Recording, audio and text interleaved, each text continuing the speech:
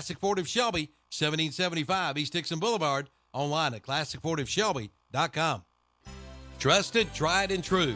Those three words represent the highest standards for the Kawasaki Mule side-by-side.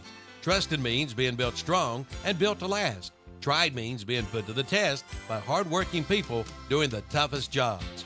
True means staying authentic to the roots that run 30 years deep. Kawasaki Mule, the definition of trusted, tried, and true. See the Kawasaki Mule today at Full Throttle Power Sports, 101 Indian Walk in Lowell. Gutter Guys in Kings Mountain is celebrating 20 years in business. Gutter Guys is the Carolinas' local leader in the gutter and roofing industry.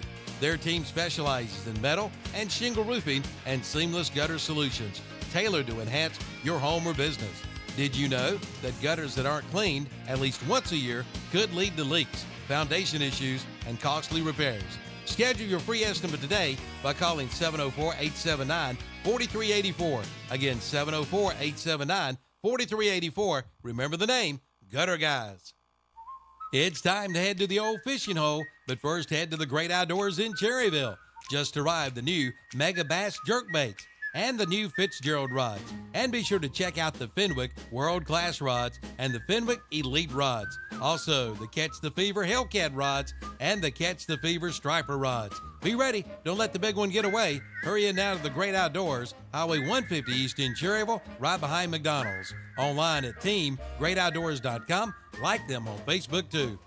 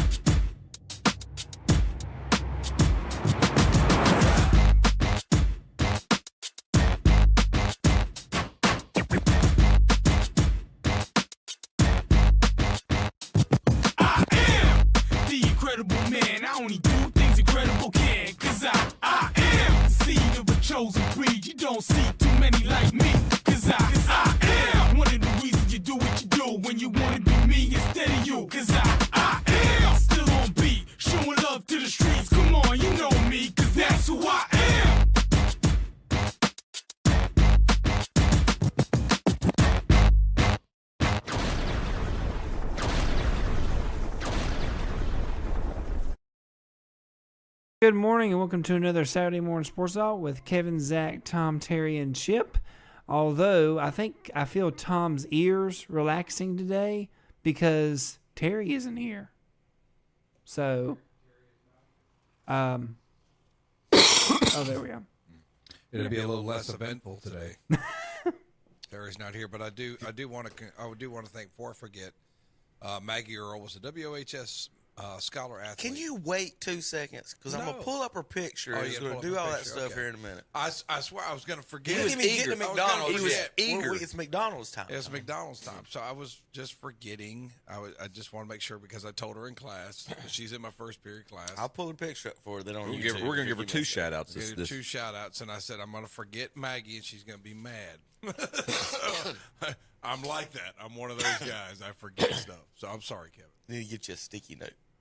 Keep in your pocket. Tom, dude, don't worry about forgetting stuff. I thought a guy played for the Dolphins and he played for the Bills 2 weeks ago. All right, that was pretty bad. He said that was the key to the game. Yeah. Not only did I reference it, I said it was going to be the key to the game. If you weren't opining over there about basketball for so long, then maybe you could have said, "Hey, Tom, don't say anything." I mean, there's Maggie. Congratulations. Maggie. You're a WHS Scholar Athlete sponsored by McDonald's. Maggie's a great kid. Plays basketball, plays volleyball. Do you want to read the thing? Yeah, sure. Sure. Where's the thing? I'll pull it over for you. Where's the thing? Okay. Well, they got real. It was way bigger on the other screen. Let me see if I can make that bigger. I got my spectacles. Maggie's the daughter of Darren and Danielle Earl. She plays volleyball, basketball, and she plays softball. Grade point average of 4.53. Advanced courses include English, business, law, economics. That's my class. Personal finance, Spanish, art appreciation, general psychology, chemistry, animal science, math, hospitality, tourism, anatomy, and biology. Wait a minute. Which one did you say was the easy A again? The easy A is personal finance. Which one's the essay class? Oh, yeah. She is a member of the Excel Club, FCA, National Honor Society, Star Camp Counselor, and volunteer for Union Elementary Science Fair. She's a member of the Hope Community Church and is involved in the labor of love. Community activities include Star Camp, Counselor for Cleveland County Sheriff's Office, and American Legion Baseball World Series volunteer. After college, Maggie plans to study health and physical education to become a coach and teacher. Older sister did the same thing. Her plans are to attend Gardner-Webb University or Appalachian State University. Your school, Kevin. So, congratulations, Maggie. She plays softball for my sister. Do what now? She plays softball. If she plays softball at Burns. Yeah. So my sister's the head coach. Oh, I did not even realize Joni? that. I didn't realize Joni Wellman was your. Yeah. Don't hold that against her. Okay. No, Joni's a good coach. I did not realize. Don't hold the genetic connection against her. I did not realize that consanguinity. I apologize. Well, there you go. So she's much better looking than I am. It's hard to connect us. It's the Kevin Bacon rule, Tom. You're 6 degrees from everybody. That's right. The McDonald's KTC Broadcasting What's Up Shopper Athlete Awards recognize a student athlete not only for the accomplishments in athletics, but also for overall achievements. This is the same McDonald's that does sponsor our show here on Saturday morning, so I want to thank them for our breakfast and the sponsorship of our student athletes. I know Terry and the gang here and everybody are they appreciate the scholar athletes, but we're more worried about the biscuits, I think. So, JP, what'd you have this morning? I have a sausage, egg, and cheese mint muffin and a strawberry cream pie waiting for me and a chocolate milk. You went for the chocolate milk today. Does it have a picture on it? JP, I mean, I can show you. I thought a picture of, is it a guy with glasses holding a toy poodle or something? With a birthday hat on? Yeah, with a birthday hat on. It's actually missing since 2020. It's actually it's a mustache. Okay, all right. So it's not our estranged employee. I want to make sure I did that right a minute ago because I had the screen covered. But for the folks at home, I want to pull up her picture again just in case. Yeah, it looked right on there. That I did do it. Yeah. Right there. So I'm gonna go back for just a minute. There's Maggie Earl, our high school McDonald's Scholar Athlete of the Month. Can't remember which month she actually got it for, but each high school, our local high schools, we give one a year. So it's basically the Scholar Athlete of the Year at Burns. Is basically how that. We don't give one every month to a kid at every school. So every school gets one award a year, and so Maggie Earl is basically your Scholar Athlete of the Year there at Burns. Basically, if you want to put it that way, Tom. So yeah, big honor. I do have another one here to go over in just a second. Let's see if I can pull him up. Wherever Maggie went, I probably should go over to the What's Up Shopper one. I think it's on that account for sure. We've got them posted on the What's Up Shopper account on Facebook, folks. Check it out there. What'sUpShopper.com, local advertising for our local businesses in the area. Our other local Scholar Athlete, I do have one at West Lincoln, but I haven't got the information for him yet, so we'll let Terry, I think he's supposed to get that and bring that in. Our local Scholar Athlete at Crest is Amari Adams of Crest Haskell, also known as AJ. If you listen to football, you heard plenty about AJ there in football. So let me pull this over. Oops, see, it did mess up probably when we did that a minute ago, Tom, because I moved that screen. All right, let's see. Easy fix here for you guys. How about this? We're going to make Chip read this. What's this? It's changed inputs. How about this? Let's see if this works. Well, it says no signal is on Chip, so that didn't work. I can read that part if you need me to. Well, you do what? The no signal is on. I can read that part. Maybe it's not on. There we go. Chip, can you read that part over here? Can. AJ's the son of Sean and Jamara Adams. I hope I'm pronouncing that correctly. And plays football and basketball AJ has a 4.5 grade point average. Man, the days of high school GPAs. Advanced courses include AP Pre-Calculus, English, Literature and Composition, English Language and Composition, U.S. History and Human Geography. AJ is a junior marshal and a member of the National Honor Society, Beta Club, and Honor Society. AJ is a member of, oh boy, anybody can pronounce that?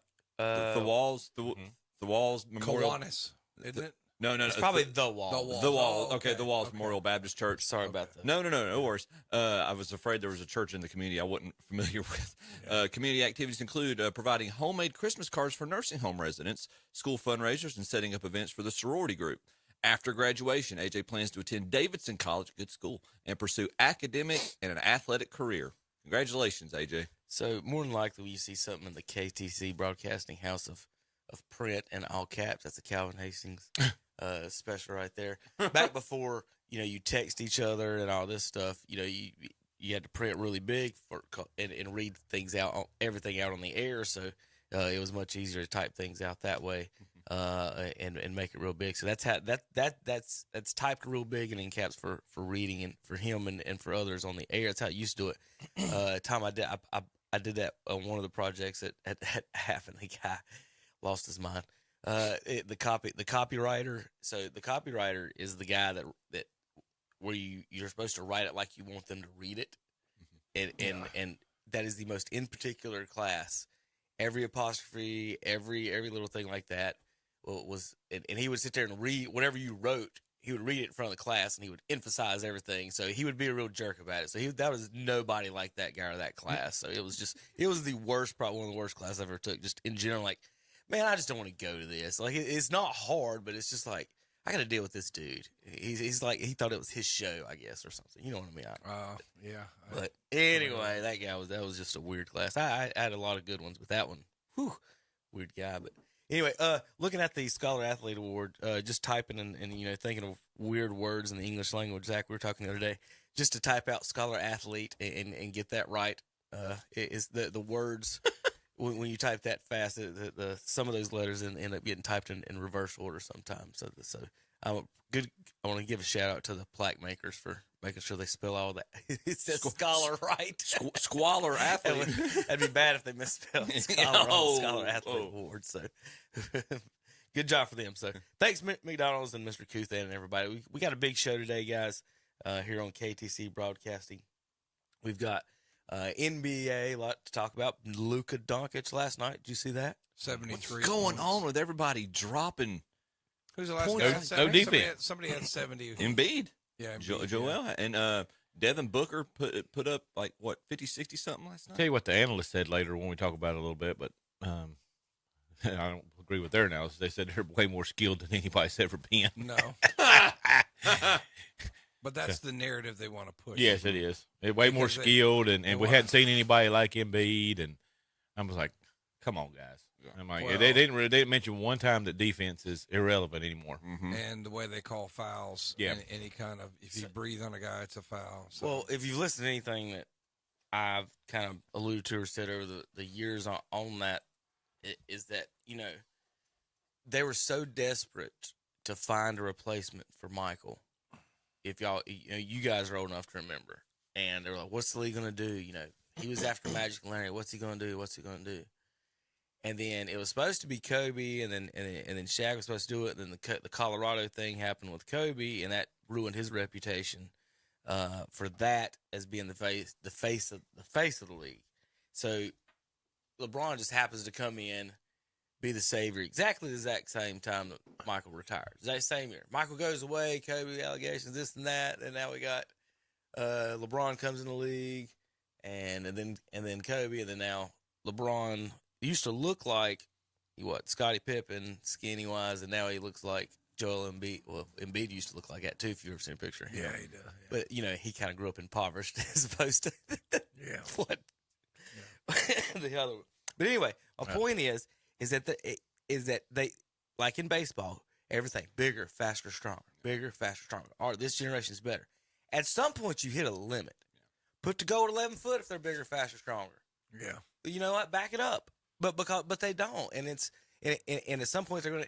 I can't wait. It's gonna be so fun when this next generation of kids and people on Twitter start saying, well, LaMelo Ball's the greatest point guard ever. Oh, my gracious. Well, and Anthony Edwards and who are the other a couple of other young stars that are coming up? Shai Gilgeous Alexander. Gilgeous Alexander and John Morant. They're better than Durant, LeBron, and Kobe. It's gonna happen, guys. Because those are the people that's gonna see that, and the people that watch them are like, why don't y'all listen to us? We actually watch LeBron. Thank you. Is what we said for 20 years. Yes. People that actually saw it's like the Bible's act. The people that saw Jesus wrote a book about it, and it went pretty well for the last couple thousand years. But the people that actually saw it, and but at some point, I'm saying is that there's a line to where how many points they're scoring 130. That was 130 something points in that game in one of those games last night, regular season. So if it's going to be bigger, faster, stronger, does that mean these guys are so much skill? It's going to be 200 points. Is that what we're going for in 10 years? Is that the goal? It's not the only barometer, but I think there's a thing called the eye test, and I do think regulation 148, 148. Right. Yeah. When I heard what that's an all-star game. 148. That's exactly what I said when I pulled up about Doncic. Well, what was the total score? And then they got this thing down here, and it says, why are the scores so high? And I just want to read this one, guys, and that's going to be There are a lot of reasons, but number one on this list is the NBA has never seen this much skill. Oh my gracious! We've never seen anyone with Doncic's blend of size, strength, savvy, handles, footwork, and touch, allowing him to comfortably create his own shot anywhere within 30 feet of the hoop. No, not Larry Bird. Yeah. Karl Anthony Towns, okay, let's throw him out, has proclaimed himself the greatest shooting big man of all time. And while most would give the nod to Dirk, Cat makes a statistical case. Joel Embiid is a 7'2", 280-pound center who makes mid-range jumpers seem like layups. So is Devin Booker, who is potent whether he is creating for himself on playing of the ball, and the modern scheme gives these stars space to display their wide array of gifts. Yeah, Magic Johnson or Oscar Robertson certainly didn't have the ability to create for themselves or for the rest of their team. It just go back to the point again. LeBron, and I will make this. LeBron is arguably. He's got to be in the top 3, or I would say top 3 in terms of the greatest all-around athletes the sport's ever seen. I'll give him that. But to Kevin's point, we saw there is just something different, and it's not the Gatorade commercials. It's not the Be Like Mike. There was something different when Jordan was on the court. So I got a Stephon, and I can't play it because. Of course, he dropped the F-bomb. He's got an immeasurable quality, and what I have said since he retired is I will take him over any other basketball player because he's not as intimidating an athlete as LeBron was. But whatever way it was, he was going to will his team to win. That's that immeasurable quality that he had that nobody else has as much as he did. So I'm trying to find the top scoring games ever, but there's a rant. That Stephon Marbury went on talking about LeBron and basically it was talking about you can't shoot. Yeah, he just said it over and over. He's like talking about Kobe and everybody. Well, your point last week, he has no move. No, it's the run through it. So I've got a bunch of fun NBA. We've got some NBA highlights and stuff, and of course, Tom, We love our Hornets. They're well. They beat like one of the best teams in the league, and then lost to the Pistons. Yeah. You got it. That okay? Yep. Who'd they beat earlier? I saw it this morning. Yeah. Where did you get that? It's on ESPN. Yeah, pull it up and pull up Luka's headline. Who'd they beat earlier? They beat a good team though. Gosh, who'd they beat? They beat I think they're the Hornets against the first place teams in the league. league. Hornets. That's when Cat scored his 62, and they beat them. Oh, that's right. They did beat. Yeah, and the coach was pissed off, and they beat who? Karl Anthony Towns scored 62, and they beat Minnesota. Timberwolves. Minnesota. And so the coach benched Towns because he was mad at him. And because he was saying it was selfish and not playing good defense and or passing the ball and all that other stuff. So let's see if I got to make it smaller just to fit. The Milwaukee Bucks have one of the best records in the league, fired their coach. Yeah, that was interesting. They've got 5 coaches they've had Giannis, by the way. I don't know. Well, everybody said he probably got fired because he tried to cut his brother, so they fired him. So if you want to know the top scoring games in NBA history. Wilt Chamberlain, of course, with 100. 1962, Kobe 81, Chamberlain 78, Luka Doncic, Wilt Chamberlain, and Shelby's own Crest High School's David Thompson in 1978 scored 73 points. So Luka ties David Thompson and Wilt Chamberlain. Chamberlain scored 72 in 1962 as well. Damian Lillard, Donovan Mitchell, Elgin Baylor, and David Robinson famously scored 71 on the last day of the season to win the scoring title over Shaquille O'Neal. Wilt Chamberlain with 70, Devin Booker with 70, and Joel Embiid with 70 points in a game. So out of the top 8, 5 of those are one guy. That's well, they'll talk about the competition and whatever. Maybe what you can say whatever you want to about it.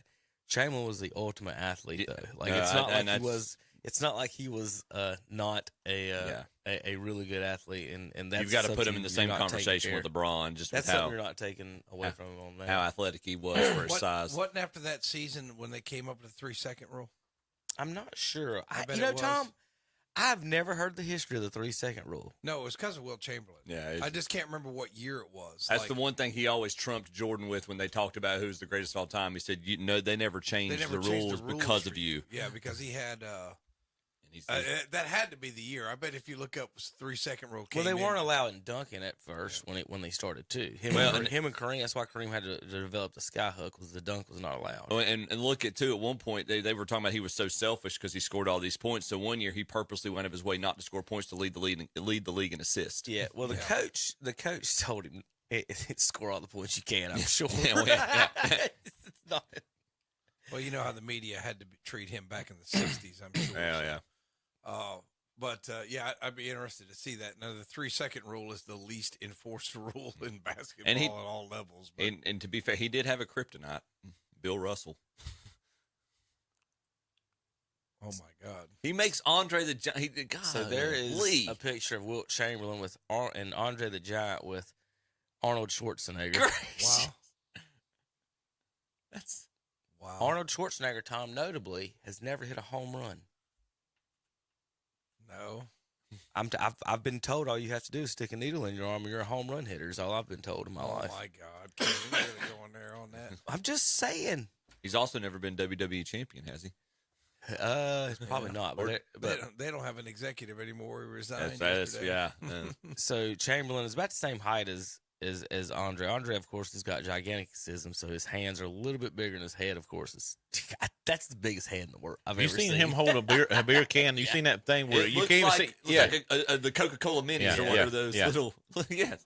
I still think if he would have took better care of himself, he would have lived longer than he did. I know it's hard with his condition, but when you see that, that's just ridiculous for a guy to be that size. The amount of alcohol he was drinking probably didn't help too. Yeah. He would drink not a case of beer, a case of wine. Yeah, it's like 12 bottles, I think is what it is.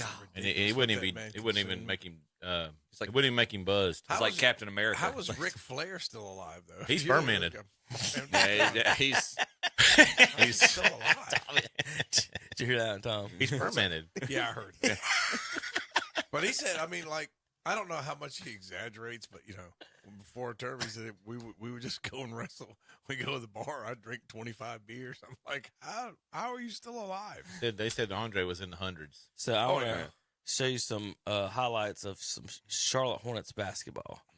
And when I say highlights, I was about to say quote. The word you can take the word highlight however you feel. So we're going to start here from the start, Tom. This is them and the Rockets with 55 seconds left in the game, and it's so good, Zach. We're going first quarter. We're going to play the audio. First quarter, 55 seconds. First quarter. Let's see if we got that.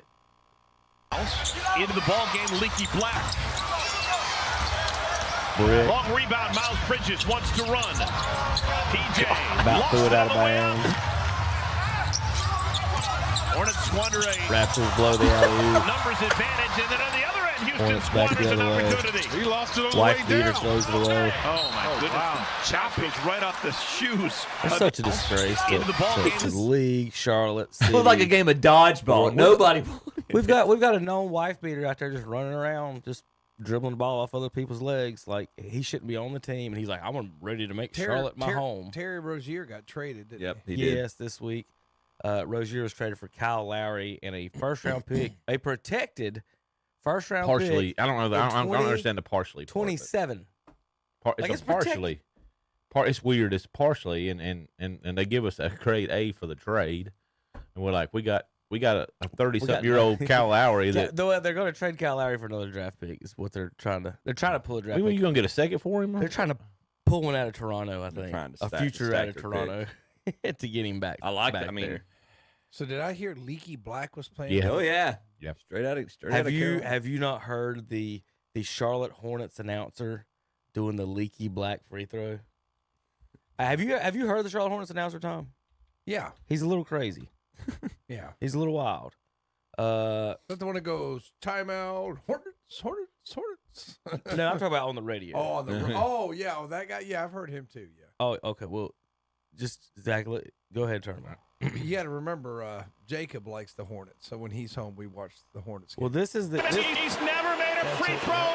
this is him talking about Leaky Black shooting a free throw. He's never made a free throw as a pro. But he has now. I love Leaky. He's never made a free throw as a pro. But he has now. I love Leaky. So was he in the G League for a while? Who, that announcer? No, he should be. No, Leaky. No, he was at Carolina last year, wasn't he? That's Yeah. what I'm saying. He was at Carolina last year, but I'm saying, did he Yeah. go to the G League and bring him up? I 'Cause, think so. I mean, yeah, it must have been it because I don't remember hearing his name on in any of the highlights. I know they had Leaky and Puff. Remember Puff? Yeah, He's at Penn Yeah. State, isn't he? Puff Johnson. Yeah, he's playing for Penn State. He ain't doing much better for them than he did for us. No, I was like, About 5 points because a I can game. remember Kevin saying you can't win with one guy named Leaky and another guy named Puff on the same I mean, team. well. Yeah. Too bad they didn't have the Magic Dragon sitting on on the bench. That's the only reason why I can remember. I can remember, and I'm sorry that Terry's not here. That Draymond Green was not invited to try out for the Olympic team. Thank Neither God. was LaMelo Ball. Oh, his daddy would be mad. Yeah. Here's the Olympic roster of finalists. There's about 30 people. His daddy on can this. beat everybody on that list. Abadejo, Allen, Banchero, Bain, Barnes, Booker, Bridges, Brown, Brunson, Butler, Caruso, Steph Curry, Robinson, Young, Anthony Davis, Durant, Edwards, Embiid, Fox, George, Halliburton, Harden. So what they do is they take these guys and basically they all kind of practice and stuff and they have tryouts and they go through and they end up taking like 20 people and they narrow it down. And basically whoever's healthy or don't have a vacation in Rome. And that's who plays on the team at the end. So they'll figure it out at some point. Who. So this is going to be the better team than the '92 Dream Team coming up, right? Oh gracious. That's Listen, what the if it's narrative. got That's what the narrative's going to be. If it's got LeBron on it, they're looking for what, bronze medal? Maybe. And they don't have Kobe to save them now. No. I'm Kobe. not. I like Curry, but he kind of chokes too. So So I got So a. Here's a quick. Julian Edelman, the only time wide receiver from New England. Oh yeah, I've seen this. This is good. Is him this week talking about the time he met Michael Jordan. I got a Jordan story. Tell me. We're playing Super Bowl 2014. The week before the Super Bowl, I took my folks to dinner, and I roll up, and I see Derek Jeter and Michael Jordan. And I'm like super starstruck. I'm about to play in the Super Bowl. And I go up, and you could tell Jeter's a very charming guy, welcoming. I go, Mr. Jeter, Julian Edelman, I'm playing in the Super Bowl. I saw Jordan. He was kind of like standoffish a little bit. And as soon as the conversation's about to end, like 5 minutes in, I'm about to leave, Jordan comes up to me and he goes, hey, kid, I got a bunch of money on you. Don't fuck it up. And that's the only thing he said to me. And I go, Yes, Mr. sir. Mr. Jordan. I didn't know what to say, but God, yeah, it was crazy. I got a Jordan story. Don't mess with my money, boy. I got a bunch of money on you. Oh man. Let's see. Here is Anton Jameson talking about. It was a longer conversation with him. This was him talking about a phone call he had with a former player who's now a coach, talking about coaching the guys. And Chip, what I was kind of what you were talking about earlier as far as the Jordan stuff. The if you know anything about the Carolina stuff and him at Dean Smith, if you played with Dean Smith, and you were fundamentally sound, like in every aspect for the most part. The Stars were, and that's why he had so many players that were NBA All-Stars. Anton Jameson is the last Carolina player to make an All-Star team or average 20 points in the NBA. He was recruited by Dean Smith. Yep. No Roy Williams recruits, no Matt Doherty's, no Bill Guthers, nobody. They haven't had a single All-Star since Anton Jameson. This is him talking about a phone call he had last week. Jamal Moses is a good friend of mine. I had him in Cleveland, and I congratulated him when he got the job, and he was like, Twan, I'm teaching them how to set a proper screen. And he's not talking about rookies. He's talking about guys that have been in the league for 2 or 3 years, and I'm just like, we learned that in college. Fundamentals and things of that nature. So the game of basketball has changed. I mean, imagine us playing in today's game. So, but we've not seen more skill than we've seen now. So Tom, a couple points I get from that. He went to Providence High School. So one point I get from that, at no point at Providence did they say, Antoine, set a screen for someone else. That's true. That would be true. At no point, because he said I learned in college. but in just the high school basketball I've watched, it's amazing that it's something simple that I used to teach kids. It's like when you set the screen, turn, a lot of time you're open. Yeah. But you don't see kids do it. It's like they're more into I saw a big screen and a kid hit another kid and went down and just sat down there and just looked at them when they fell. It's like, man, you're supposed to move. That player's out. Now you have an advantage if the foul's not called, because there wasn't a foul called on either one of them. You've got a 5-on-4 at least, right? Go play. It's like they don't understand what to do after a screen. So here's Anthony Davis. I showed this last week. You mean Jordan? Anthony Jordan? Yeah, Anthony Jordan Davis. Off the backboard. So watch this. Yeah, I saw this. Yeah. All right. Golly. All right. Now, compare that. Did you see Terry's favorite star, Jaylen Brown, from Boston? He tried to do the same thing. Tom, it did not work out so easily. And He only grabbed it with one hand. That's the problem. He barely made it to the rim. Well, how are you not responsible for that guy once you're guarding him to let There that was happen? four defenders in the. I mean, they're all around him. But I will say this: if you're going to get away with that play, you got to know that after you're taking your shot, no man's responsible for you. You know what I mean? Like, okay, I'm guarding you. As soon as I see you go, I'm going to try to box you out because you're following your shot.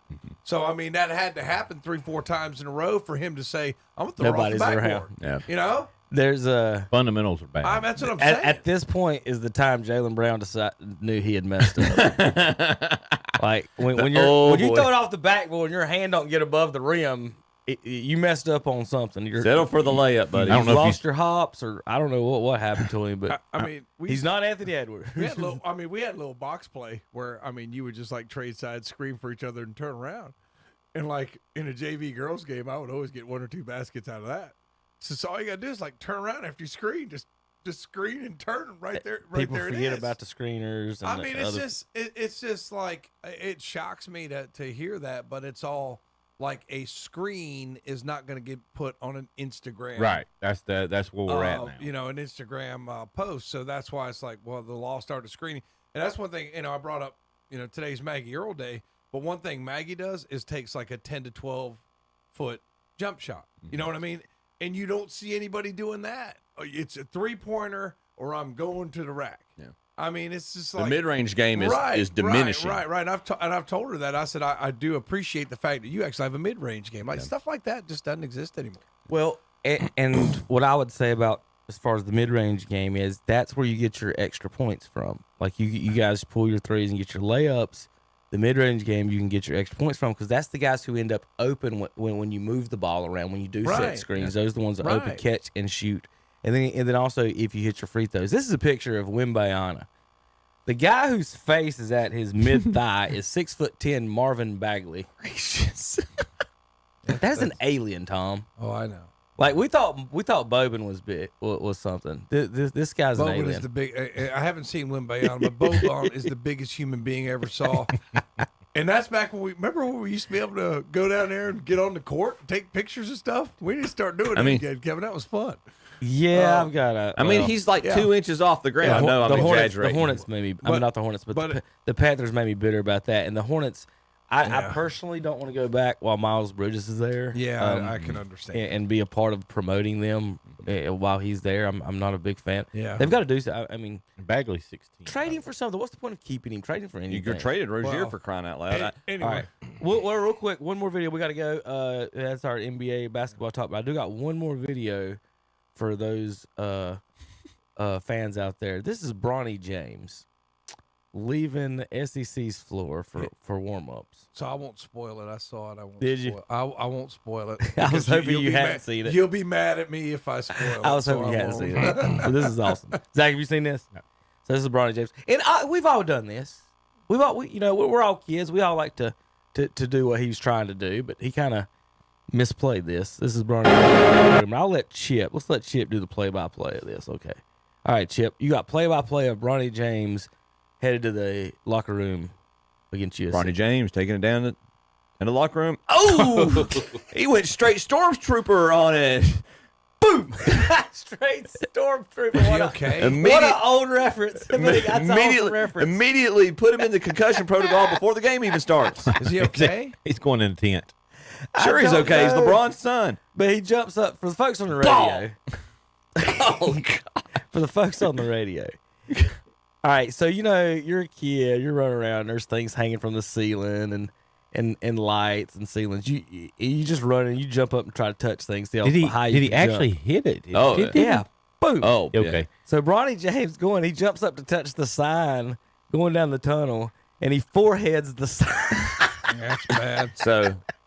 So I'll as a kid to Kevin's point, I was going. My mom was taking all of us kids shopping, and we go into this department store, and I see the doorway open. And so I go running in. Jordan's still playing, so I'm doing my best Jumpman logo into it, not realizing speaking of, I did the Jaylen Brown and realized halfway in the air that I'd made a mistake because it was a clear glass door. That was not open, and face planted it and everything into the door. So that was I feel Bronny on that. Yeah. All right, JP, we come back. We're going to talk a little NFL. What on KTC broadcast? Is there anything else, Tom, you had on NBA or anything right now? No, I Do you was just wanna going go to over say, into I was just when I was on the court, Boban was there, and the ball went caromed on over to me. And he put his hands out like that. I was like, I better not hit this guy, or he's gonna kill me. Bounce pass. That's the biggest, definitely. You're jacking a That's beanstalk. the biggest human being I've ever seen. But you don't realize how big those guys are till you get on the court and look at them. It's like, holy cow, that guy is huge.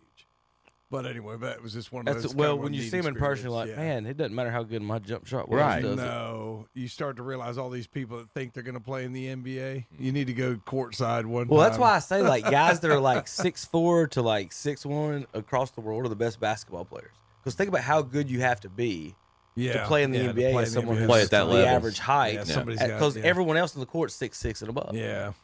And you see guys out there that can't dribble or shoot. That's you on the basketball court and a big man, and they mess stuff up, and you're like, man, I can do everything that you can't do, but you're just tall. Right. You're just tall. You can't coach height. You can't All right. teach height. So, Too bad. real quick, Boston's in first, Milwaukee second, Philadelphia third, Cleveland fourth. JP, give me a minute. I didn't mean to. I did. Yeah, mean to Cleveland go to 9-1 in their last 10, boys. this. Moving up. What moving about on up. that? Without Mobley 7 and without games out. Garland. So back to Charlotte real quick. They're 'cause 10-33. Yeah, I mean, it sounds like y'all are not thrilled with the Rozier trade. I mean, I'm it don't matter to me on this. He was at this probably their point. besides LaMelo, he was their most valuable asset that they were going to trade. should they got more out of it? You It think? just depends what they get for Kyle Lowry. If they get another first round pick, then that's cool. I listen. I like the direct. I mean, they've got to blow this up. This is not working. Well, the thing about Charlotte, and we've talked about this for years, is on this show, Chip, is so you have to overpay somebody like they did Gordon Hayward. Right. To do that, you need cap space. So when you trade, I don't mind them trading players that aren't contributing to them being a winning franchise for draft picks if it's freeing up cap space like that. So Rozier can go, Gordon Hayward can go for draft picks. Miles Bridges can go for draft picks. You should be able to get 3 first round draft picks just out of those, and clear space right. to sign someone who doesn't beat his wife and can average 15 points a game. That would be a good start for the Hornets. I mean, then if they really want to, like the Lakers should, trade LaMelo, trade your player that's not contributing to winning when you can get assets, good assets. You can get something. Somebody will give something up for LaMelo. The other ones you're getting draft picks for, but somebody will go for it. You don't think Philadelphia, that dodo, was it Morey that loves James Harden? Yeah, I bet he loves LaMelo Ball. I bet he loves. If these people are getting stuff for Ben Simmons, Well, Ben Simmons. we can get something for LaMelo. They are in 13th place, 10-33 right now. He got touch fouled last night. I don't got the highlight of it on one of them. But the Cavs story is interesting one because you have two good players go down and you're playing well. I think who's playing good is Donovan Mitchell. Yeah, Garland's not there and Mobley's not there. But sometimes I think that you got too many cooks in the kitchen. Yep. And that's what they've done with basketball. Like you're year. better off with fewer. You know, but these guys don't want to sit the bench. They got to make the Instagram highlight That's reel. a good comparison. I mean, 2 years ago, you got Caleb Love to accept his role. Last year, he was like, "No, I'm going to get mine," and he and RJ couldn't share the ball as well as they did when they made their tournament run. And now RJ's not having to try to share that same role with Love. He's thriving right now. Well, it's a little bit. There's different reasons for that, Chip. Fair. There's way different reasons for that.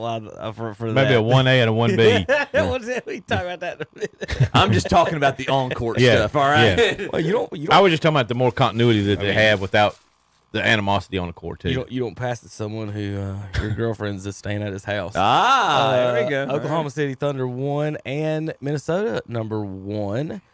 Out west, Clippers 3, Denver 4, Sacramento 5. Harrison Barnes scores a career high 39 points against his former team, Golden State.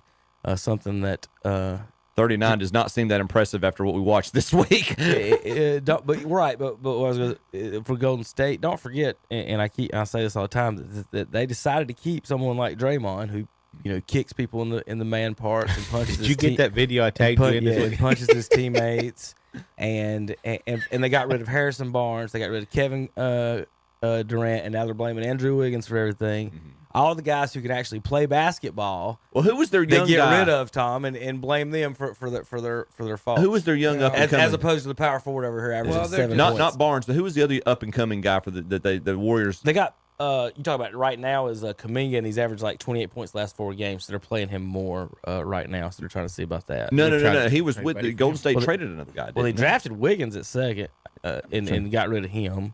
Not with Andrew Wiggins, Wiseman at second. Okay. Got rid of him. But again, to me with the Draymond stuff, they're like, well, he's this generation's Rodman. Rodman averages 15 points a game. Rebounds a game. Draymond averages 7. He's all he does, Tom. That's is a disrespect to Dennis Rodman. Stands in the middle like this. Hands it to Steph Curry, or he used to hand it to Clay, and they're losing now because Clay's not athletic because he's injured and he's done. He's old. He's just done. All right. Anything else out west, or for you guys want to get out of here? Oklahoma City, soon to be home to the world's tallest building. Really? Yep. They're going to build the world's tallest building in Oklahoma City. All right. Well, just be careful. They're on the up and up, but NBA #1 team and the world's tallest building. Everything will be okay as long as they don't keep any of Clinton's records there. We'll be back in a minute. KTCBroadcasting.com. I'm on. It's just around the corner, and ProMotion Motor Company has over 100 quality pre-owned vehicles ready to choose from, starting at $699 down. ProMotion Motor Company has on-lot financing, buy here, pay here, and over 17 banks to choose from for all types of credit. ProMotion has grown to be one of the largest independent automobile dealers in Lincoln County. So come on down and visit us at 2527 East Main Street, Lincolnton. Visit us online at www.promotionmotors.com or call 704-735-0303. Do you want a bright future for your child? Then be sure to attend the Gaston County Schools Showcase and Parent Fair. It's coming up Saturday, February 3rd from 11 a.m. until 4 o'clock at Stuart W. Kramer High School. The showcase is open to all families in Gaston County, and it's a celebration of everything that our schools have to offer. Parents can learn about magnet schools and academy programs, talk with school representatives, attend information sessions, and enjoy student performances. We hope to see you Saturday, February 3rd at the Gaston County School Showcase and Parent Fair. If you missed the North Carolina RV Dealers Association show last week, you missed out on some really great deals from Campers Inn in Kings Mountain. But wait, here's the good news. The sale is being held over at the lot in Kings Mountain. You can still get show deals at Campers Inn. There's manufacturer rebates too. You save thousands of dollars. Plus financing is available. That's Campers Inn, 615 Broadview Drive off Highway 161 South at I-85 in Kings Mountain. Online at campersinn.com. Now is the time to get your certificate of deposit with Carolina Federal Credit Union in Cherryville. And right now, you'll find certificate of deposit rates up to 5.25% APY. APY is the annual percentage yield. Minimums apply. NCUA insured. For more information, go to carolinafcu.org. Again, carolinafcu.org. Carolina Federal Credit Union, located at 1200 East Church Street in Cherryville. Call 704-435-0186. The Cherryville Golf and Country Club has new renovations and will be expansion on golf. Having a wedding reception? Cherryville Golf and Country Club banquet room is the place for it. Private parties, birthday parties, and corporate events. Cherryville Golf and Country Club, 200 Club Drive, Cherryville. Call 704-435-6597. It's a big winter savings sale at Renato Honda and Renato Kia at Renato Auto Mall in Shelby. You'll find 20 pre-owned vehicles under $20,000. At Renato Honda, take a look at a 2011 Chevy Silverado LS, priced at $12,995. How about a 2013 Nissan Altima SV, priced at $10,981? Or you'll find a 2015 Dodge Challenger RT Shaker, priced at $79,995. And check out the brake special in the service department for $159 plus tax. At Renato Honda at Renato Auto Mall, 4423 East Dixon Boulevard in Shelby. Online at RenatoAutomall.com. And we're back on Saturday Morning Sports Out with Kevin and the gang. They're talking some more sports. More sports. More sports. So Very broad term. I've had it on the list. I've had a lot of baseball stuff that we needed to get to on my Twitter for a while, so I want to go through some of that before we get to our NFL and before I forget. We get past it like we do it like we have the past few weeks. So I'm gonna pull up some of that. We're gonna talk about the Panthers' new coach here in a little bit, Zach.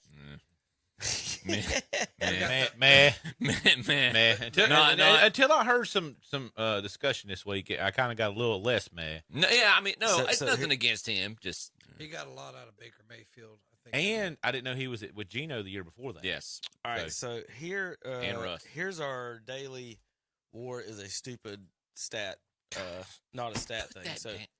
So basically, Tom, the guy with the more hits, more home runs, more RBIs, more steals is less of a player or the same player as the guy. It's the averages. So, and this is what my example to people is that you can sit there and have more of everything and this, and be in a way the same as someone who had walked 6 more times or whatever. The on base percentages. The on base percentage is the most. They've just went into that like it's the greatest thing in the world. You know, walk or strikeout. Either you're doing nothing or you're coming to first. Are you going to get to second? Are you fast enough to get to second? Yeah. Or can you steal second? They don't even steal second. The guys that steal second, no, that's pretty good, Zach. You take Ricky, won't you? Yeah. All right, I lost my spot there for a second, but that was a weird one. That was comparing Aaron Judge and whoever Luis Robert Jr. is. Did either one of y'all ever heard of him? I have heard of him, but all right, Tom, not in the same conversation as Aaron Judge. Tom, this is kind of neat for you. The St. Louis Browns played here at Sportsman Park, and this was the Cardinals played too. This is the old Budweiser sign. They were showing old parks back in the day, the neon sign of the Cardinal hitting the ball and lighting up the Budweiser scoreboard. That's pretty big. That's pretty tech savvy for back then. You remember the old the Marlboro Man's at the field? Tom, you ever seen a smoking Marlboro Man in a field? That's like Star Wars in 1977 right there. I can remember Manny Ramirez and Bayerg and them. There was a Marlboro Man down here in because this is Tobaccoville. I can't remember the Indians, whichever Indians won down here. Cherryville won a state championship at one of the fields. They had a Marlboro Man up there, just like in the movies. And I think Wes Anthony may have hit a home run right by him. We were hoping it was going to was going to take him out. Here's stolen bases since Major League Baseball went to 30 teams in 1998. St. Louis Cardinals, 1,473. The next closest, Tom, Minnesota with 2,000. Thank you, Yadier Molina. 500 less stolen bases against the Cardinals while Molina was there. What that says, 1,473. Mhm. Oh, against. Yeah, Oh, yeah, allowed. okay. The Cardinals gave up 1,400. Okay. The next closest gave up 2,000. Okay. They're the only team under 2,000 stolen bases allowed. Let's see where any of the other teams, our teams are. Cleveland hadn't had a really good 2,400. catcher. Where's the Braves? Where's the Braves? Oh, right there. Okay, I see him. Them and Right. Cleveland at both 2,400. So the Cardinals had 1,000 less stolen bases over that time. Not 1,000. It's more like 600. Well, she's talking about versus the Braves. She's talking Talk about about your versus the team. Braves. Oh, my team. Or Cleveland. 2,400. You talk about the Cleveland Guardians and the Atlanta Braves down there. Okay. The two tribes down there at 2,400. Under Chip's team, the Yankees at 2,400. Yeah. And the Dodgers at 2,400. Jorge Posada wasn't throwing anybody out. Well, if you had Yadier Molina on your bingo Yeah, card there at you- home, go ahead and fill your space. Yep. Because we can't get through a show without mentioning Yadier Listen. Molina. He's Goat's going to goat. David Ortiz, career on base percentage was .380. If Barry Bonds never hit a home run in his career, his baseball and struck out every time in those 762 times, his on base percentage would be 4 points higher still higher. than God. David Ortiz. Big Poppy. He's the biggest fraud of all time. No. Take that, Red Sox fans. I put A-Rod up there. No. A-Rod was a good baseball Well, player. but he could play shortstop and third base. I guess, personality-wise, Gold he was the glove biggest throw. fraud. I'm talking about a baseball player. This guy, him and Rafael Palmeiro and not Dean Palmer. What's the other guy's name? Edgar Martinez. Yeah. The DHs that couldn't catch a ball or do anything defensively, they're frauds. And especially the ones that took whatever he did. He gained like 100 pounds of a lot of beard. He got 100 pounds of neck beard. They loved him in Boston, though. They love that He guy. was- yeah. Hey, Tom, you want another Yadier Molina one? Joe Mauer and Buster Posey caught 1,700 combined innings. Yadier caught 1,800. Them boys are just doing light work. 18,000. Just doing light work over here. What are they doing? Imagine how his knee's going to feel. What's Sitting Yadier in that doing now? position They all give the him a time. coaching job? Well, that's the thing. They've got him in the organization, but haven't given him an official title. They should have fired the coach, but the GM's kind of tied to him. Tom don't want to fire himself, basically. So they're basically giving him an extra year, from what I'm reading, to see what happens. And I don't know about all that. It don't sit right with me on that. Let's see. I know I got a bunch of baseball stuff to get that I had in the back. I got a good Cleveland Browns for you in a little bit there, Tom. For the folks that were tailgating up there in the winter. Where'd my baseball go? Oh, here it was good. The best player, and I'm going to research this because I'm not quite familiar with North Carolina's list. Mm-hmm. This is the best player according to the let me see the website. Baseball's Greatest Moments Twitter feed from every state in America. Cy Young was from Ohio? How about that? Mm-hmm. Y'all read some of those while I pull up John North Smoltz Carolina. from Michigan. Did not realize that. Gaylord Perry is from North Carolina. Yep. Willie Randall. Oh, did not know that. It says Ty Cobb was from Georgia. That's right. He Yeah. was. Willie Mays from Alabama. He's the Georgia Peach, Tom. I know. And then from Texas, Greg Maddox. That's Mickey Mantle in Oklahoma. Kurt Schilling, Alaska. Where's Bonds, California. Didn't realize Kurt Schilling was from Alaska. Ricky Henderson, Illinois. Paul Molitor's from Minnesota. Which one was Ohio? Cy Young? Cy Young. Yeah, I guess it's hard to beat Cy Young. Some guy from Massachusetts looks like he was in it. There was somebody else from Ohio I thought was better than Cy Young. Who was it? God, there was somebody in the running. I remember looking it up. Ruth's in there. Mookie Betts is from Tennessee. Mike Trout, whatever. Was he Delaware? What kind of what do they scratch him out of? What do they do up there? Bryce Harper's from Vegas, I guess. Trout's in New Jersey, it looks like. Dale Murphy is from Oregon? Zach, watch this. Chip, do you think Jeff Bagwell took steroids? Yeah. You ain't hurt anybody's feelings, just whatever you think. 100%. Probably. 100%. Probably. 100%. All right. What do you think Mike Piazza took steroids? Yeah. Tom? There's one guy you can tell. There's probably one guy. Did the mullet wearing catcher with 400 home runs take steroids? Yeah, but not the good stuff. Not the good. He admitted to Andro, which what McGuire was actually taking. Andro, it was code for steroids back then. You still I know there was another, but it was an actual product. I know, but that's their cover. That's if they admitted to using Andro, that's to get them off the case of the actual stuff they were using. What I think they're all using something, but what's the difference between, let's say, you taking Andro and me taking whatever you call steroids, and we both, do 10 push-ups, and then we both go hit, and you swing and strike out, and I hit the ball. The difference is simple. Well, are you talking about? And that's what I'm saying. Like Mark McGuire's brother was a weightlifter like Arnold Schwarzenegger. He doesn't have any home runs.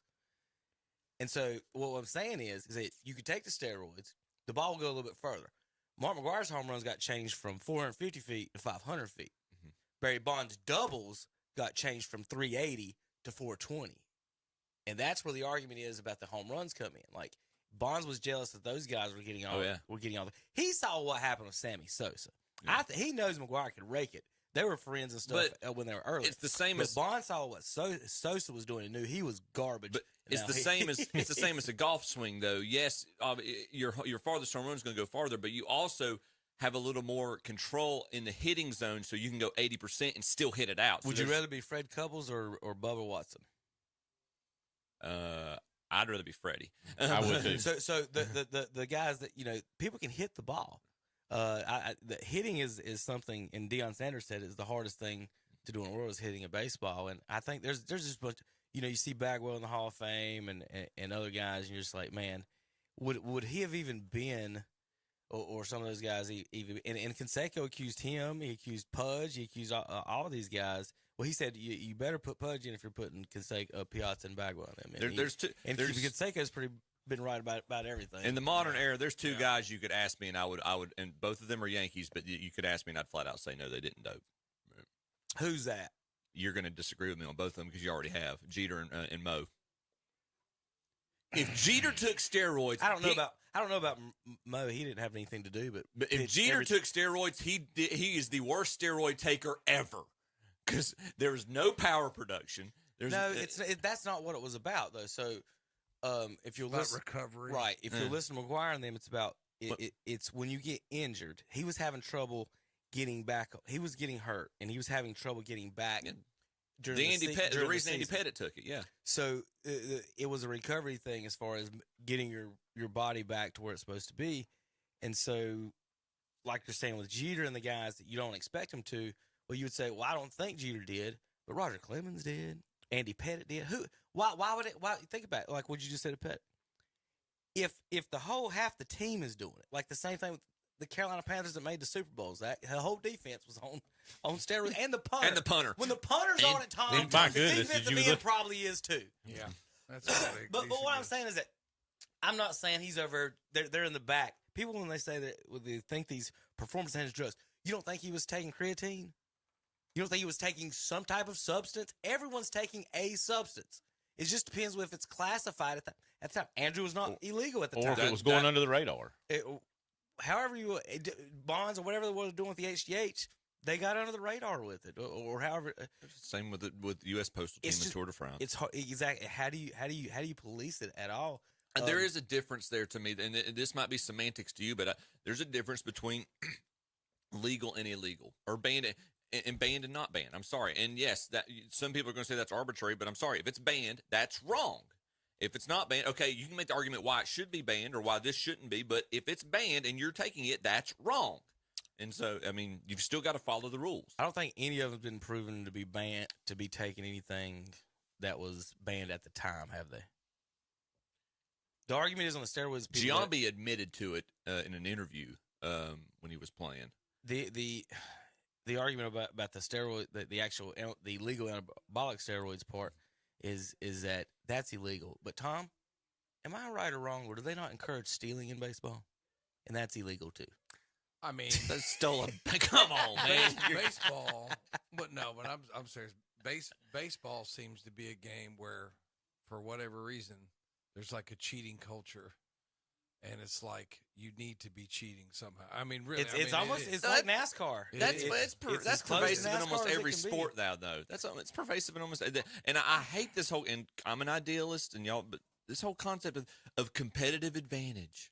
No, I mean, if you can't win doing it right, you're not winning. Well, we're going to talk Hall of Fame votes here in just a minute.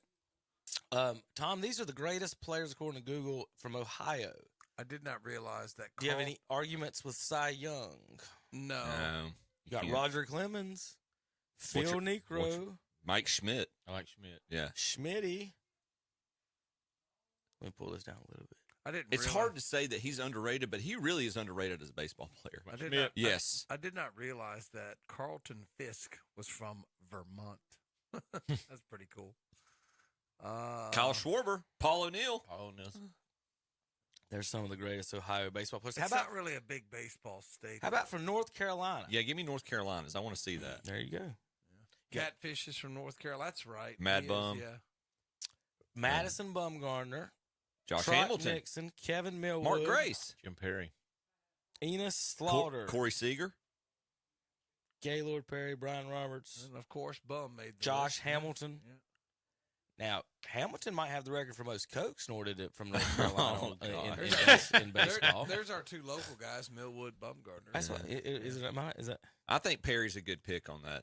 That's Millwood's throwing the most no-hitters out there, probably. He didn't throw one at Cherryville. Mad Bum, of course, World Series champion. And That he one may have he does he have the most home runs by a pitcher in so many years? He's before definitely Pryor, up Gibson. BS, before Bob Shohei. Yeah. True. Besides that, yeah, he doesn't count. What do y'all think on that one? They had Gaylord Perry as number one. I would think that's sound. I would think Enos Slaughter has an argument. Hoyt Wilhelm might have an argument. Yeah. They don't have Ted Abernathy on this, Zach. He's on everybody else's. I'm sure he's on here. He's on everybody else's. I forgot Brandon Phillips was in North Carolina. Forgot about that. Yep. Zimmerman. Mm-hmm. All right. Got a couple more before we move on for NFL and talk about something that was fun this weekend. All right. Braves fans, I'm going to warn you. If you're watching, you're going to turn your face. If you're listening, I'm just going to warn you. This is Kent Herbeck giving lessons on how to play first base, Tom. Didn't he play for the Twins? Yeah. You don't remember this? This is the controversial play at first base where he leg swiped Ron Gant right off first base and they called him out. Oh, yeah. So this is Kent Herbeck giving lessons with the help of the mascot from the Minnesota Twins this year. And this just may be the greatest commercial of all time. Unless, like I said, Braves fans just might hit a nerve. Want to turn away. That was in like the 91 series. 91. The best World Series ever. Hey, Joe, what's Herbeck doing? He's giving me some pointers on playing first base. So you got to keep your glove firmly on his leg like this, just in case he falls off. There you go. He's out. You think that's legal? It's probably a little bit of a gray area. In case that doesn't work, try this. It's like getting painting lessons from Michelangelo himself.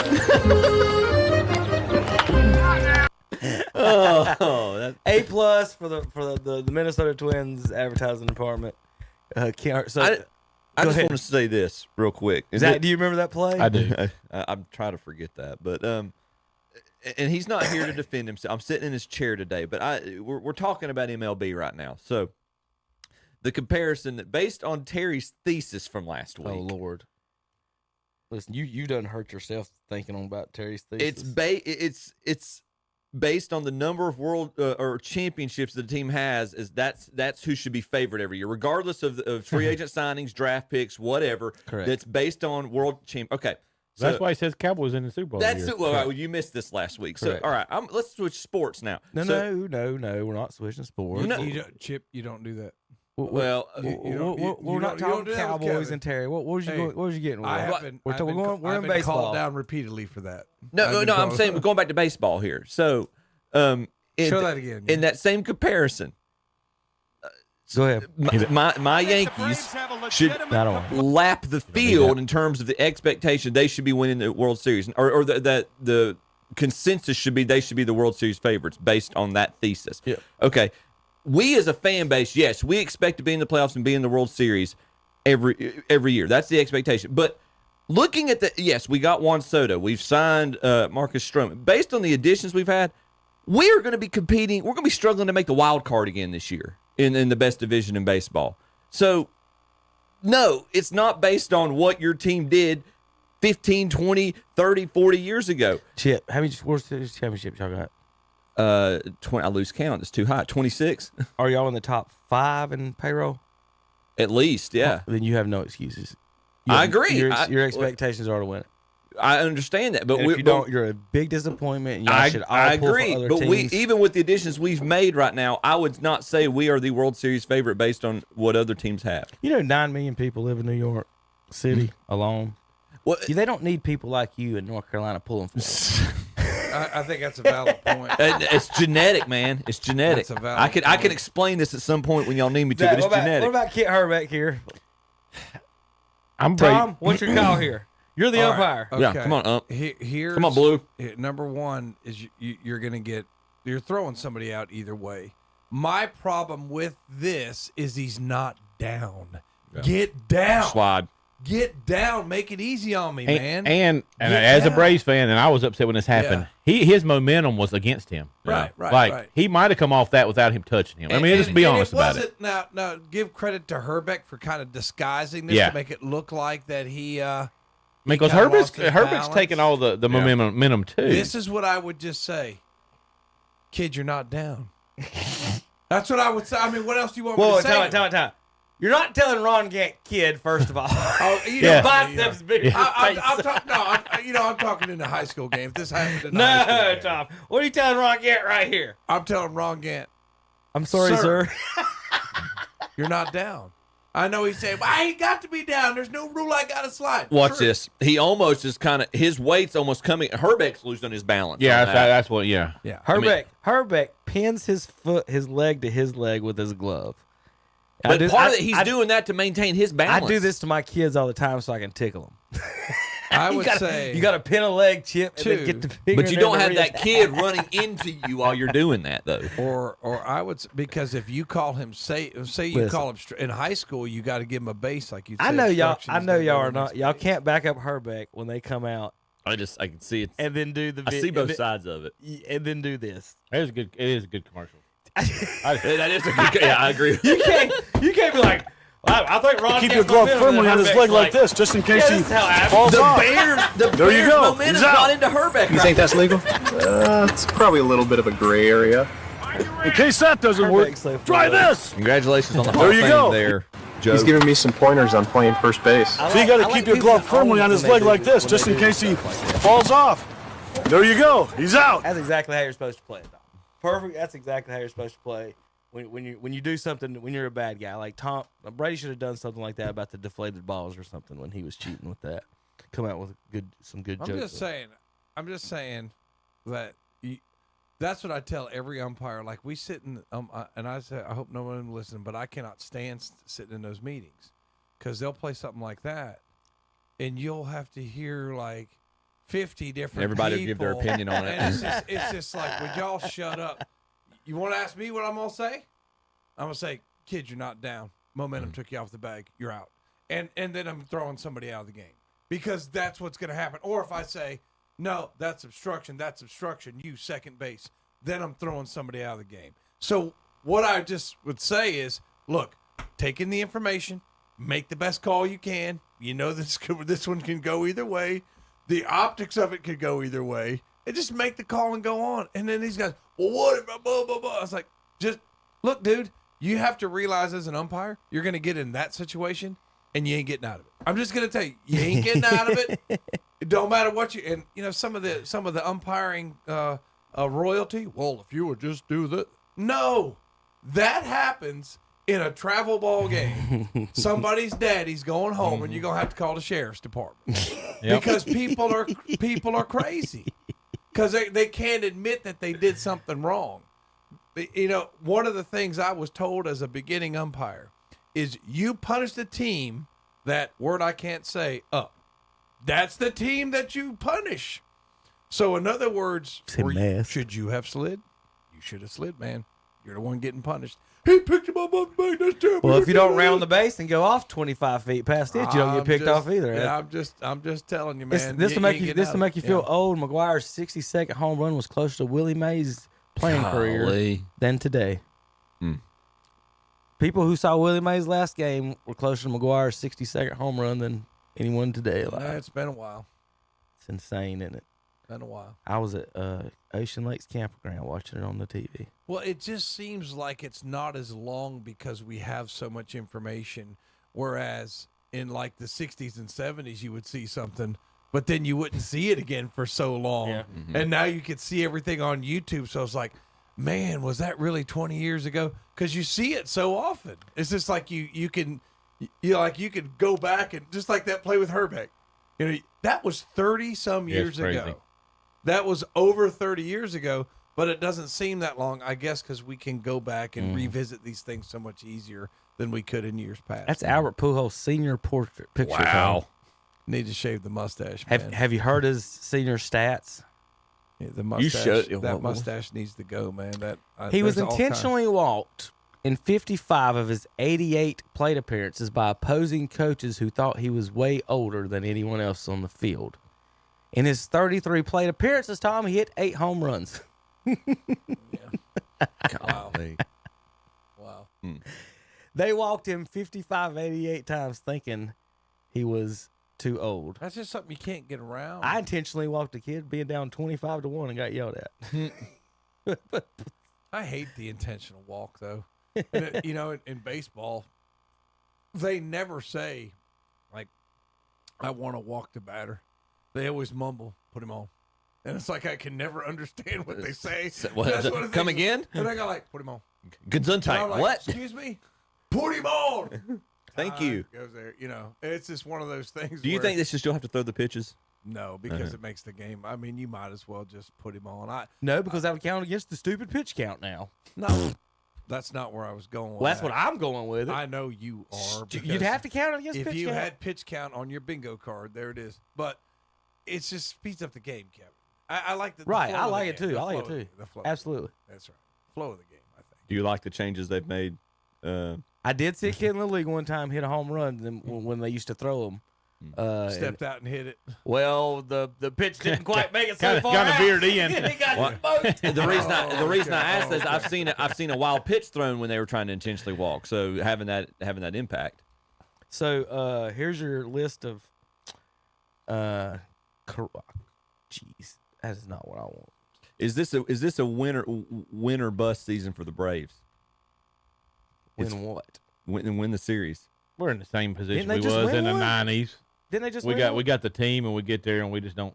I mean, this is Freed more than likely Freed's last season with him, isn't it? Yeah. Well, they're not going to pay him.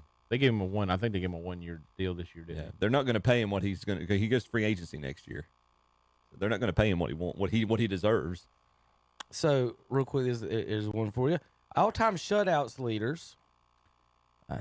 Walter Johnson with 110. He is he was a beast.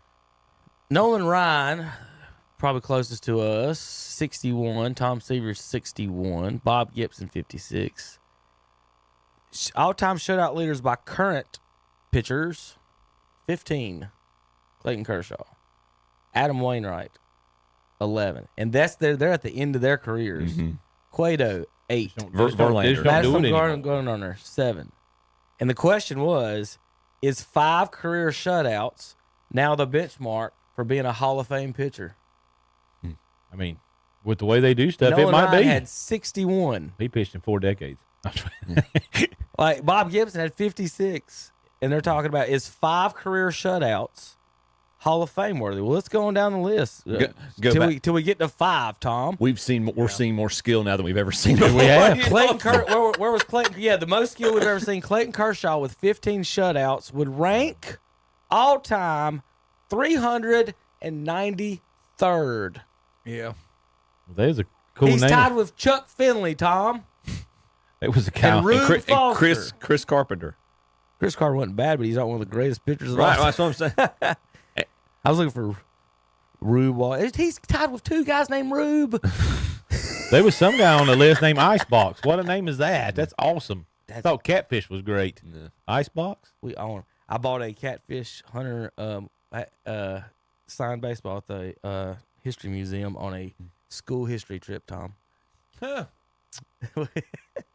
I can't remember the guy. Who was the guy that was the great pitcher for the Yankees that flew back to Ohio all the time and died in a plane crash? Munson's the one who was Buddy the catcher. Holly?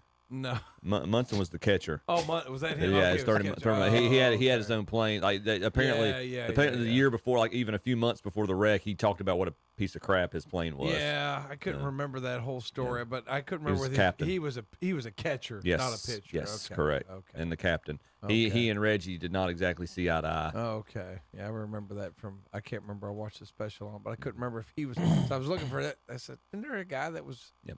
Yeah, it was that pitcher, but no, he was a Thurman catcher. Munson. Mhm. Okay.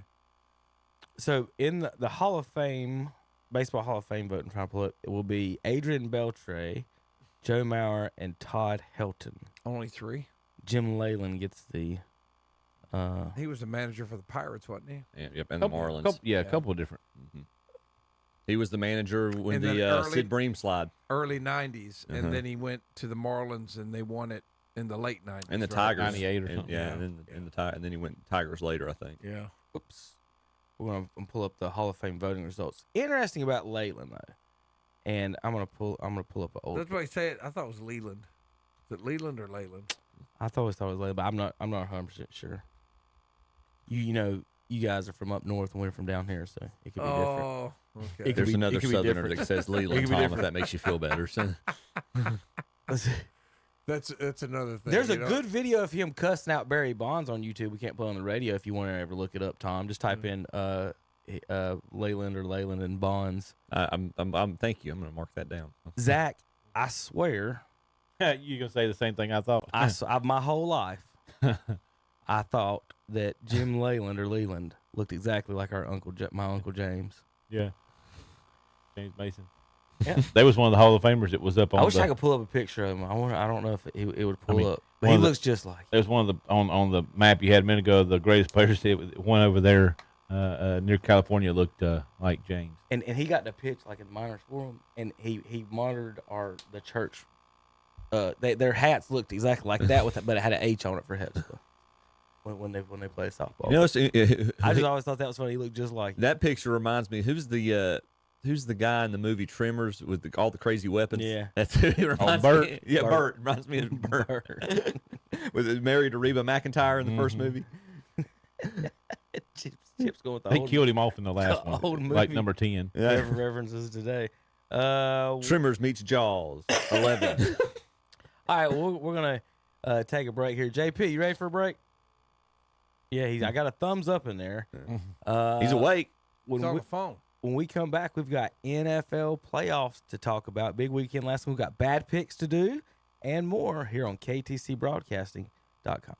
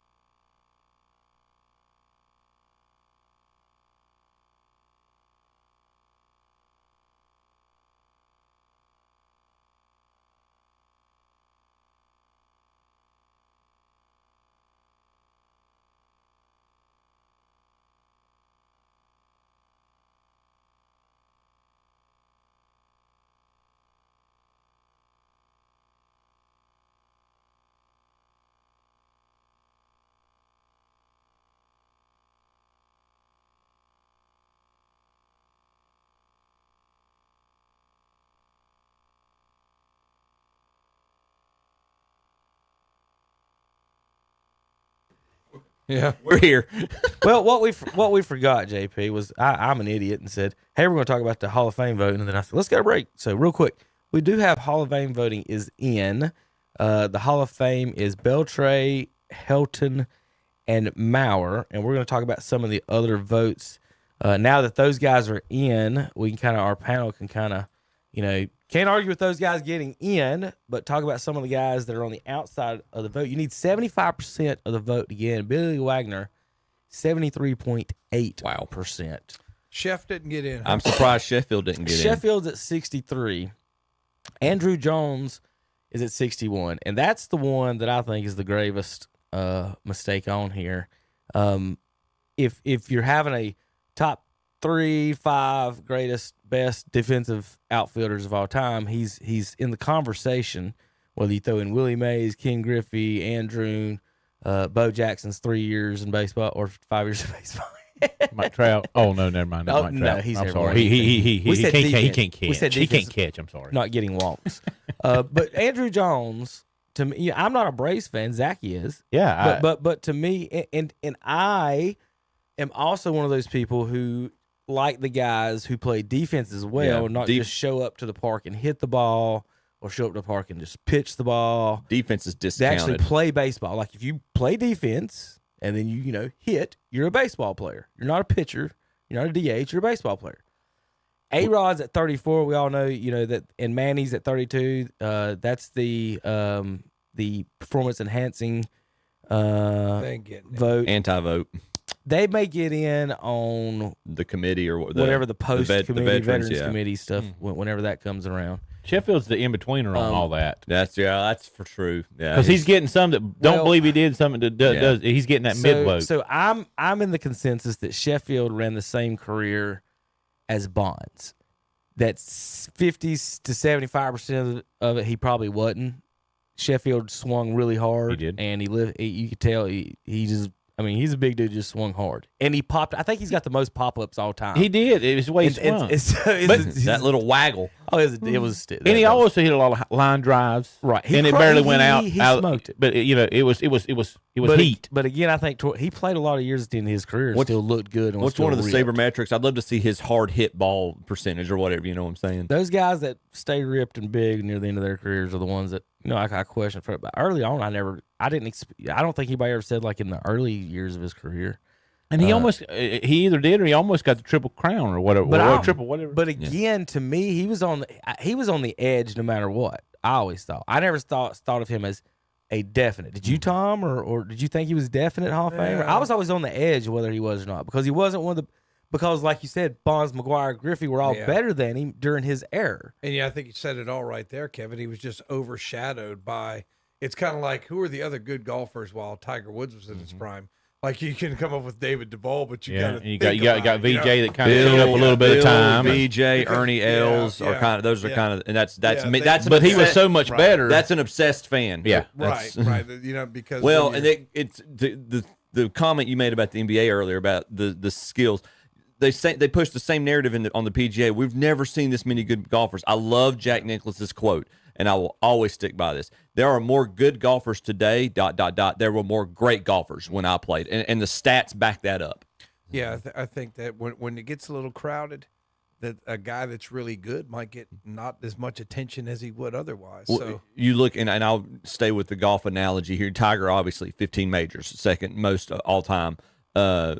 With the events that are considered majors, the best player in Tiger's prime in terms of majors won is Mickelson, who's got 5. He won a 6th one later on after Tiger's prime. He won 5 in the midst of that. You look at Jack, the guys he played against in their prime. Gary Player has 9. Arnold Palmer has 8. Tom Watson has 9. I mean, these guys, they significantly showed up when it was clutch time and were able to perform, and Nicklaus still beat them. And it was one, and there were several of them, not just one other guy. And that's why it's easy for one of those guys, like somebody might not know about Tom Watson as much as they should. You know what I mean? Because and you talk. So what? With Pettit's down at 13%.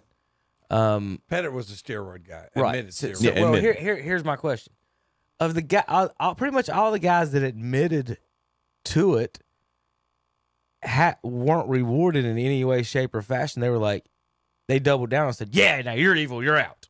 As opposed to, we're going to admit it, this is what we did, let's come clean. The rest of the league was doing it too.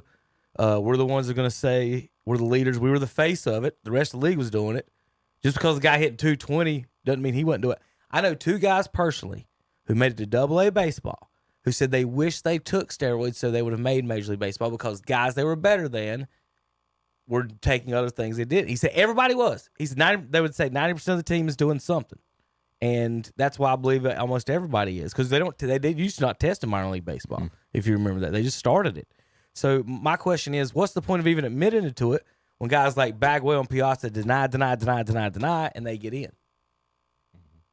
Well, I mean, McGuire and Sosa and Palmeiro, for that matter, at least in front of Congress. All of them. That's what I was saying. And it's my opinion. We had a Sosa said he didn't speak English after years of video evidence otherwise. Well, I mean... He said, I don't speak English very well. I mean, he's unrecognizable today. He is unrecognizable. Yeah, he bleached his skin. All right, so Tom, Omar Vizquel, 17%. What? I can't remember. What was the big controversy? He's the modern day Ozzie Smith.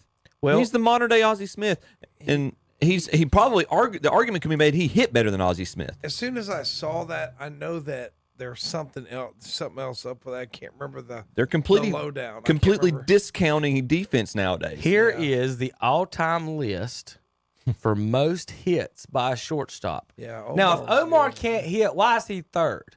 If Ozzie Smith can't hit, why is he sixth? No, seventh. Tom, Ozzie Smith has 2,400 hits. Can't hit. 2,400, but can't hit. Now, it's about power with them, and that's the thing they hold against them. It just blows my mind how you can sit there and say, you guys didn't hit a home run, but you made like 1,000 stops at shortstop. You had 1 million Gold Gloves. And here's the counter argument to the hit thing. Okay, if you're going to talk about the hits and even take away the power argument, you need to be higher than a 262 lifetime batting average, and that's Ozzie Smith. How does Cal Ripken not have 3,000 hits? I know he played every game. He didn't play enough. He didn't play enough. He played in more games than he had hits, Tom. Well, know what's even funnier is look at his, what was it? I thought I was looking at stolen base a minute ago. He had 35. He's only got... Ozzie had 580. 89 more hits than Ozzie Smith. Omar Vizquel has a higher career batting average than Ozzie Smith. He's 272. He hit for more power. I mean, he's got more RBI. But who is way better defensively? More home runs, yeah. Like that cannot be discounted at all. It just can't how good a good shortstop makes up the difference, and it's just insane that. But remember how Omar Vizquel is not. It was the controversy every year because Cal Ripken was voted an All-Star when he didn't have All-Star numbers. Terrible. Yeah, because of the streak. Everybody loved. And I can remember when I was in college. Oh yeah, they printed cards like you ain't never seen of Cal. Yeah, there's 9 million cards back here in the wall. And even in the Aussie time, the Barry Larkin argument was ridiculous. Barry Larkin's a better hitter. Yes, that's all you ever heard. He's got more hits. Yeah. Alan Trammell's a better hitter. Alan Trammell completely underrated. Yeah. You got to remember the women liked Cal Ripken too because he had those blue eyes, right? So all the women liked him too. So his stats didn't justify any like. I would love to see Honus Wagner's stats in the live ball era. I would love to have seen him play in the live ball era. That's just a fun list I saw the other day. I was like, I got to show these guys at this point. And it's like we talked about before the break, just the defense being discounted. And yes, I'm a homer, and he was my childhood hero growing up. There's no Don Mattingly's offensive stats are comparable to Kirby Puckett's. He's being penalized for being a good defensive player because he played first base. He's the best defensive first baseman in American League history, and arguably the second best of all time behind Keith Hernandez. Yeah, see what with Vizquel, August 2021, he was sued by a bat boy for a sexual harassment. Oh, see, I remember that. Like I knew something went down. Okay, and that's what's hurting him right now, Chip. And I couldn't remember what it was because when I first saw it, I'm like, say it ain't so. Yeah. It's like because everybody loved Omar Vizquel, and then I knew that story came out. I knew he got into some kind of trouble. I don't even know. There are plenty of steroid users and amphetamine users in the Hall of Fame.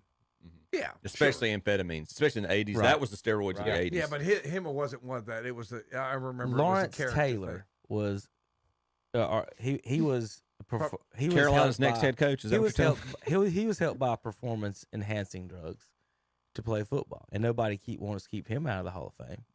Can't tell me that didn't help him. Will cocaine help you play football? It would help you play linebacker when you're ripping people's heads off at full speed and didn't want to feel anything. Get rid of that like a bunch of That's crazy my- dogs. Turned you into Bobby Boucher. Best dogs. Yeah, you turned into Bobby Boucher. Have you seen the water boy? I'm just Water sucks. I think it's too old. He couldn't have been the only one on cocaine though. They couldn't have No, been everybody was in 80s. Exactly. Like everybody was on the steroids. It's like the and everybody basketball was deal on, with them. on the creatine, and everybody's on this. Everybody's on the same stuff. I They promise. creatine is just Coke. They just changed the name of it, right? And let's just call a spade a spade. Right? Victor Martinez got 6 votes. Bartolo Colon 5. Matt Holliday 4. And I think Cologne should get more than that just for longevity. There's the bottom of it. All right, we got to get out of here and make football picks now. JP, we'll be back in a minute. KDC broadcast.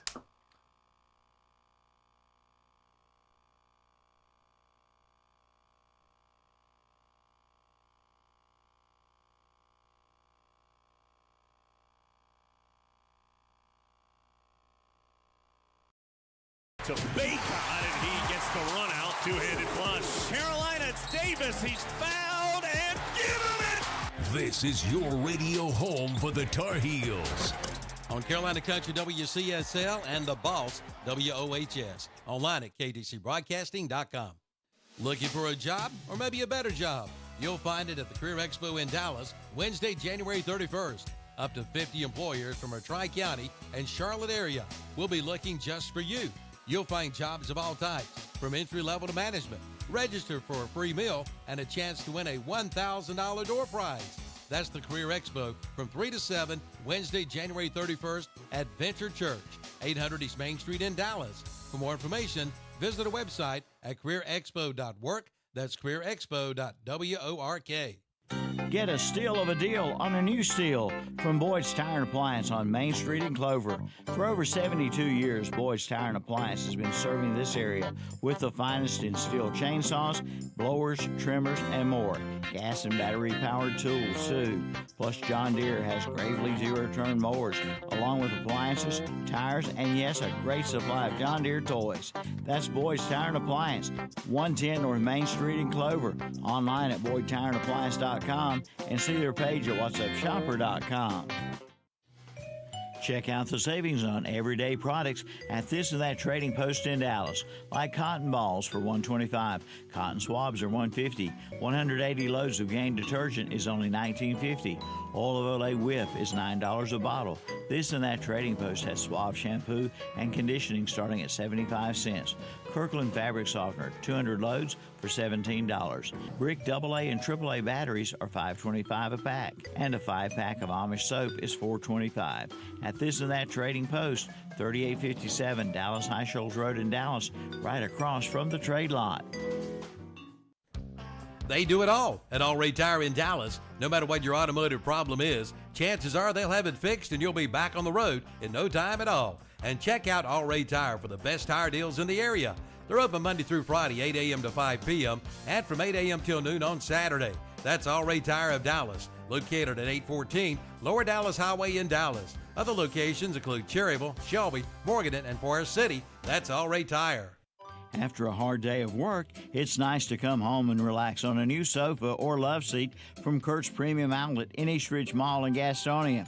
Take a look at a Havana love seat priced at $695. A Valarno sofa is $650. A Big Ashley oversized Chase sectional is $11.99. A quad living room group including sofa, love seat, and recliner, all for $18.95. A Big Power Beast lift chair recliner is $12.45. And rocking chairs are as low as $50 at Kurt's Premium Outlet in East Ridge Mall on North New Oak Road in Gastonia. Like them on Facebook, too. And welcome back to the show with Saturday Morning Sports Talk with Kevin and the gang. They're going to be talking a little bit more about some more sports. I think they don't think they realize yet that we're back. I did the last ad to them, so I mean, eventually they will turn on their mics and start talking about with more sports. But I mean, until that happens, I will just keep rambling on and rambling on. You're doing good, JP. You're doing great. You're doing good. Keep rolling, dude. JP, Hold the fort. Yo ho ho. JP, do you like The Hobbit or The Lord of the Rings? I like Lord of the Rings. Hobbit was all right. It's the same story. No, but the movies, I agree. I know what you're saying, JP. The original 3 movies that came out are classics. Yes. The Hobbit trilogy, meh. Okay. Yeah. Well, actually, to be honest, my friend Chris, he actually Do you read like the the- Are you interested in the story about The Hobbit? Yes. Yeah, sure, go J.R. ahead. Tolkien's whole thing, yes. Yeah, go ahead. I've done forgot what I was going to say. I don't- You guys suck so bad. I just Look, I man, just we're can't even ask this well-rounded individuals that enjoy in multiple I facets. honestly can't remember what I was about to say now. About the Hobbit? Does it have something to do with the video you have put up or the No, picture? it has nothing to do with the video. The video's for Tom. Oh, okay. This is Cleveland We'll highlights. come back to it. If I get one other baseball thing, Whitey Herzog said Ozzy might not drive in 100, but he'll save me 100. Exactly. Well stated. Well stated. Gosh, what was I about to ask? I was at a fundraiser last year, and they had, and Kevin, you'll appreciate this. They had 4 actual MLB St. Louis Cardinals hats. One was signed by Lou Brock. One was signed by Bob Gibson. And it was in a case. They were all together. One was signed by Bob Gibson. One was signed by Ozzie Smith. I think one was signed by who was the other one? Might have been Keith Hernandez. I can't remember, but there was a 4. And I looked. I was wanted so bad. And then when the bidding went up to over $2,000, I was like, I got to back out. I'm gonna remember what I was going to ask JP at some point. It was good and it was funny. I'm going to tell you that. It was Tony La Russa. But JP, but Chip, real quick, you know, Chip, real quick. A lot of people, most New York Yankees fans would say if you took your guys' all-time lineup, it'd probably be the best, maybe ever. I'm gonna throw you a St. Louis at you real quick. See if how you guys would handle it real quick. Okay. You got Yadier Molina at catcher. Of course. Maybe the best catcher ever. Yeah. Defensively. Keith Hernandez at first base. Over McGuire? He's my DH. Okay. Y'all get to cheat and play DHs. We're going to cheat and play fair, DHs. fair. Okay, I'm with you. Or, no, I'm going to take that back. I don't want Keith Hernandez. Dad would want Keith Hernandez. I'll put Pujols at first base. Okay, Gold glove at. Yeah. So I got a gold glove first baseman, gold glove catcher. Mm-hmm. Second base, Rogers Hornsby. Yeah. Who hit 403 times. Better second baseman than what the Yankees can offer. All right. Then at shortstop, you got your base hits and average defense at Jeter.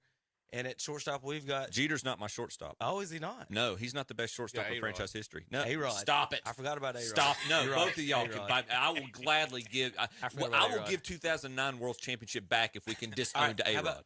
Then I go to third base. I got Scott Rowland, another Hall of Famer, and one of the best third base defensive members. Yep. Outfield, you got Lou Brock. Yeah.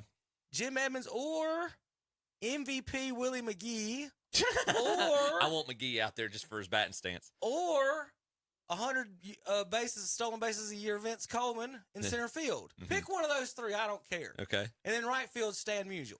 Yeah. So tell me we don't got a good, if not the best all-time team. You don't have the best all time, but you'll push the Yankees to 5 or 6. Ooh, sweep y'all. Shoot, golly. All right, Tom, Browns fans in Cleveland, y'all make some headlines. Have you seen this one? I'm not. We've got quarterback problems. We're gonna have to sign this guy up. The ferry boat is going by, or the garbage boat. I don't know what garbage boat it is. The guy with the backwards hat looks like my roommate from college, but this is not him. This is the all-star. Check this guy out, Zach. If you hit the audio, this guy on the bank. Oh, that's got a shot. New quarterback right there. 95 in Cleveland. You know where that's at? That's cool. So that guy's Stone Cold Steve Austin on the tip of the barge, and the captain liked it with the horn. That's awesome. You know where that's at, Tom? You ever been on that street or anything? I don't know anything about it. It looks like it's near the stadium, but I've not been at that exact same. At least I don't remember. I've been there three or 4 times. All right, we got bad picks real quick that we've got to get through. It ain't gonna take long. We didn't. It was just a lot of games. It was just 4 me. games. It was just me. Basically, I'm missing the lines. But we are gonna run this by you guys real quick from We all missed the Bills. 2. Kevin's eliminator is going to get screwed up because the Lions are going to be in the Super Bowl. Got to win the Super Bowl, Tom. It don't get it. It don't get it. It don't go until it don't. They have to win it to screw it up. Eliminate them first. Yeah, they were eliminated before the season started. They ain't gonna win the Super Bowl. They're Detroit Lions. What are you talking about? They're also a team that can't win a playoff game. Jared Goff quarterbacked a way better team in L.A. and did not win the Super Bowl. But who were they playing though? Who? The Patriots. Well, who they playing? They might have to be playing who? Patrick Mahomes. The Chiefs or if it's Baltimore and Detroit, I'm up a creek on that because I don't know what's going to happen. All right, here is bad picks from last week's divisional playoff rounds.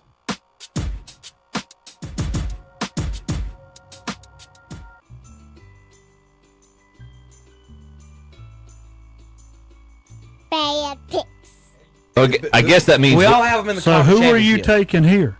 Okay. Everybody's got Bills in the conference championship on my sheet. I'm assuming everybody's going to stick with their pick from last week.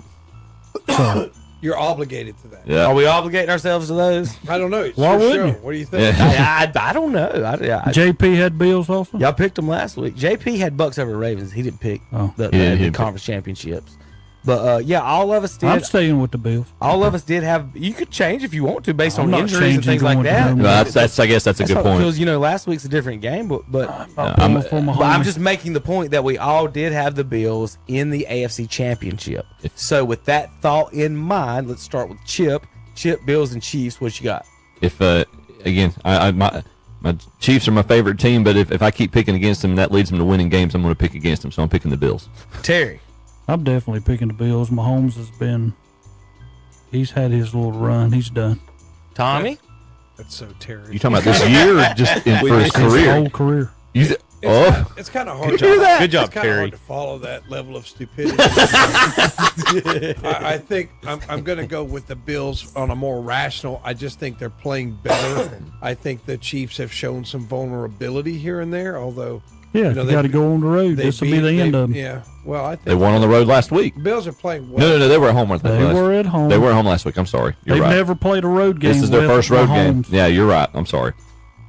Just like the guy said, wait, when all He's them still fans are talking. pulling for you and now all the fans are not pulling for you, it changes the whole outlook. So, Tom, who you got? I said Bills. Bills. All right, so I'm going to go Bills across two. I've got them in the Super Bowl, losing to the 49ers in the Super Bowl on my sheet. Originally, before the season started, I had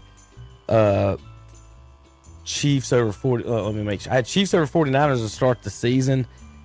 Terry, the Taylor Swift stuff is got I'm me. so tired of that. It's got me spooked on this, and I don't think that they're going to win it because of all that mess and the distractions. So I'm going to go with my sheet that I picked last week. I'm going to go Bills for the victory, and this one. Terrible pick. Buccaneers and Lions. We all get a new pick here. JP, of course, has the Bucks beating the Lions. Yo ho ho. Baker Mayfield now has 2 playoff wins. As many as Dak Prescott there, Terry. Oh wow. The most home poverty-stricken games. major metropolitan area in the United States. Detroit. So Tommy in Ford Field, Baker Mayfield. I know your mom's going to be excited for the Bucks. She will this weekend. She'll be pulling for the Bucks. Yep. I agree with JP. The Tampa Bay Buccaneers have the 7th ranked defense. It was 6th, tied to 6th ranked defense in the NFL. Based on yardage or points? Points. Yardage. Who cares? 19 points a game the Bucks have given up. Baker Mayfield has won plenty of playoff games. So has Jared Goff. But Detroit's not winning no Super Bowls. They're making no Super Bowls. I got the Buccaneers. Yo ho ho and want a bottle of rum for the Buccaneers on this one. And if they do that, Terry, does this erase Tom Brady's legacy if he wins the Super Bowl? Oh wow. Yeah, why not? What about Baker? The Browns fans will be Anybody like, can what? go to Tampa The Bay and Panther win. fans will be like, Those are some bad picks. so Brady's legacy is safe. Yeah. After Baker didn't win last week. All right. Tom, if we were a college football committee, we would be terrible. These were our picks, folks. Yeah. We decided to do it college football style, and we all voted and we took points and how many and what that would be. We had 1 and 2 49ers and Ravens. 3 was Cowboys, and 4 ended up being the Bills. But in the end, we have a good chance of getting it right with the champions. So I think that's what Chip said a minute ago, is that just like college football, they're going Unless they to weasel their way into, unless they hey, both we get got beat. it right. Unless they both The get beat this week. championship. Yeah. Could you imagine I the think- Lions Chiefs Super Bowl? The 49ers have a much I could imagine greater possibility of getting beat than the Ravens. I just don't, I don't know. I keep picking against the Chiefs. But I just like that Ravens team. I mean, they talk about that they're historically good. I think they're really good. I think they're really good. I think Lamar Jackson's playing at the highest level. He does that. I think he's playing at the highest level that he's played at. And I just think that the Ravens are going to get this done and win the Super Bowl, much to my chagrin. I've got it. Well, Tom, I'm glad you brought that up. I wasn't going to pull this one yet. I've got to point out Ohio and Baltimore. Are you able to focus? I got some fun maps for him. What's he in there talking about? I don't know. The Hobbit, probably. Who knows? Trying to figure out what I was saying. He's been on the phone the whole time. Tom, I think he's on the phone. I told them with his warranty people. Somebody called to check about Jim's getting free tires for life like Terry. He doesn't realize we can hear him. So you have to pull for the team closest to you according to this map, and now the team closest to us. Tom, you're now a Baltimore Ravens fan. False. Welcome to the team. False. Go Ravens. No. Go Baltimore. No, Tom. Detroit's close, but not close enough. If you're in Ohio, if you were living in Ohio, you would be a Detroit fan. Now, here's the other map for Tom. This one's a good one. I like this one. This is a poll online on who's pulling for what team in the AFC Championship.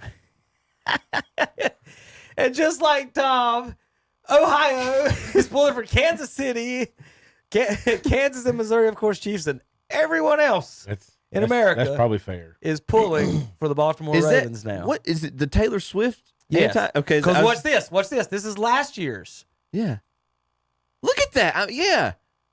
Or the year before. This is Chiefs and Patriots. That was the Brady thing. Well, that was the anti-Brady vote. I would say.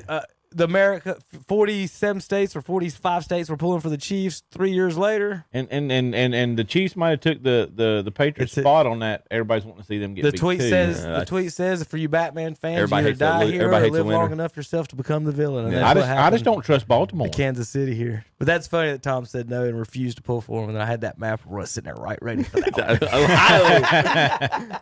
I saw this map, Tom, and I was like, Tom's gonna say something bad about Baltimore at some point. No, I'm pulling this one up. It's just we'll never forgive Art Modell for what he did. Yeah, correct. I mean, it's just I feel you. He's a terrible human being. I usually don't say this, but I'm glad he's dead. I mean, it's just one of those things. You're a horrible human being. You stole the soul from that city. You're a lying, greedy. It's like the Bulls booing the wife of Krause. I don't care. Yeah. Just gonna tell you, you want to piss somebody off from Northeast Ohio? Just talk about the old Browns. Yeah. Talk about that piece of trash and what he did to our city. Would you know what? I used to love Ozzy. But Ozzy went Yeah. with him, and it's like Ozzy, F you, man. I mean, what was he supposed to go? Was he going to stay there and wait for the team to come back and have Tim Couch? On the off chance that they make an expansion franchise? When I was a kid, Tim Couch. Remember, Ozzy went to be his GM, and it's like, man, F that guy, man. No. Ozzy was a good GM. So if if the Browns win the Super Bowl and they bring back Art Modell's granddaughters, would you be there to boo them? I wouldn't boo them. If they some kind of AI generated Art Modell, I would boo that. Yeah, I would boo that. But it's just like, I'm not one of these. The Constitution talks about corruption of blood. Okay, it's like basically you cannot convict the whole family because you've convicted one person. So I mean, I feel the same way. That if Art Modell's daughter came out there, I'm not going to boo her. I mean, like, what the F is she doing here? I might say that, but I'm not going. I'm not going to boo a woman. What's wrong with these people? Here's Cam Newton. All right, talking about possible future in the NFL. What is wrong with him? What is he wearing? I know that's his hat line. Golly. Zach, hit the button. All right. It's always been there. I've never. First off, let's just put it like this. Can you not do that real quick? Can you just give us the top 3 teams that you want to go to? Come on, bro. Yeah, give us the list. We're live. We're not on YouTube right now. Get him ready. When I answer this, I'm gonna put you on the hot seat too. Okay. It's not even 3. It's just really 1. Me having, a family now. It's always been about family, and I don't see myself leaving Atlanta. So if it's not Atlanta, I don't want to do it. Bill Belichick reunited, and it feels so good. But yeah, it's one of them situations. It's like, man, I've really turned into a YouTuber / full-time dad. All right, there you go. Nice He probably should stay a YouTuber full-time dad. Nice. He probably will because nobody's taking him. Belichick is not being hired by Atlanta. It looks like He is not. He is not. They already hired their. Yep. Raheem Morris. the Panthers get their new coach. I just can't believe Belichick's not in Dallas, Texas right now at this second, to be honest. I'm guessing he's not getting that Wait a job. minute. I'm in this seat right now. But when you've got a coach that wins 12 wins regular season. Next year, the coach on the hot seat, the hottest with Belichick over his shoulder, is going to be the New York Giants situation. Yep. Oh, definitely. Hold it. JP, keep it down in there. I don't know what's going on in there. We can't. It can't be that great at 10 o'clock in the morning. Whatever you're talking about the Hobbit. Panthers hire offensive coordinator. Dave, is it Canales? Canales. I haven't seen a pronunciation. I think it's Canales, but I'm could be wrong. Well, how about we play? I'm gonna play this with someone else say it, since our dumb butts don't know how to pronounce. I think it's Canales. Name. But anyway, coming from Tampa, Zach. He's such a well-known coach. We know how to pronounce his last name. Well, my thing is he's never been a head coach, and your new GM's never been a GM, and you're not sitting in a good situation roster-wise, franchise-wise, or draft picks wise. So I don't know what to think. Let's see real quick what they this right here, little audio. Worry's always been our worry has always been, how is Tepper going to handle a first-time head coach as the owner? Are they going to do meetings again every Monday like he did with Frank Reich? How do you think that relationship is going to be? You know, you're bringing up Tepper and Dave Canales and Dan Morgan. Well, that saved us right there. Tom, will you go down the hall real quick? What do you mean to do? Just go down the hall real quick. This is Dave Canales is what it is. Zach, I'll let you give your quick opinion on the situation there. Just go see who that is. I think I didn't know who he was really. I'm interested after you talk about Baker playing for us, going down to Tampa, performing pretty well this year, and then we had the Seattle with Seattle with Geno. Yeah. He had some pretty good numbers, and Geno didn't play that well this year. So, he didn't play bad. And apparently he was in Seattle one of the years Russ had a really good season too. Yeah, and then so he's young.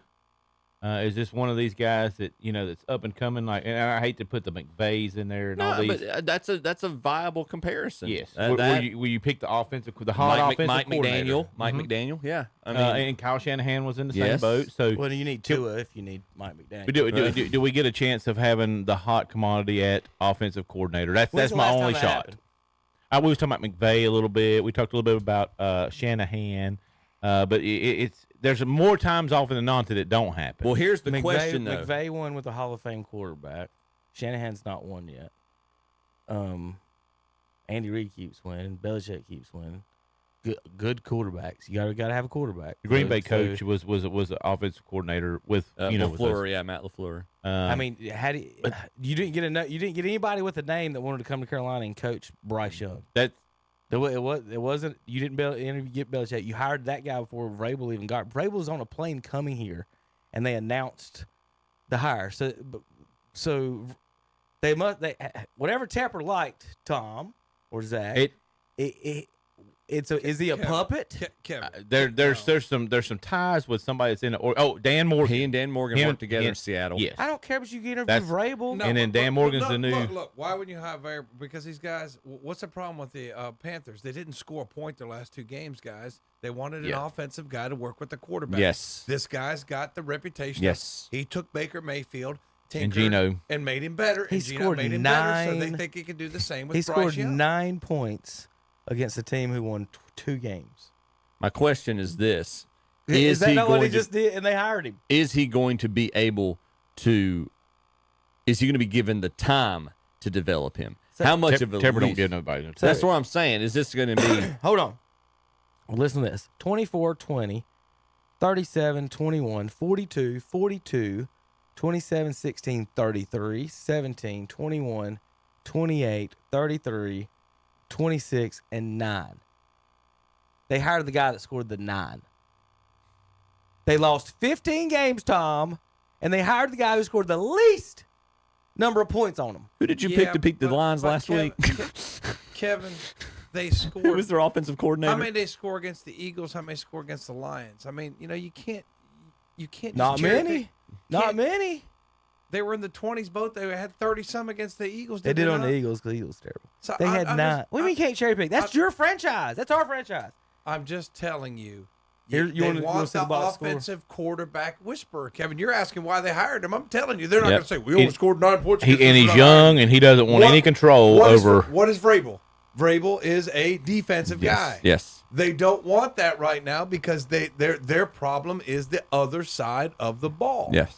So that's why they hired 40 or 95% of Super Bowl champions have been good defenses and not quarterback gurus. Yeah, but you didn't ask me to explain it rationally. I All explained to right. you what they're doing. All right, here we go. Here's what's bad. No, I'm saying here's what's bad about it. Baker Mayfield had 137 yards against them.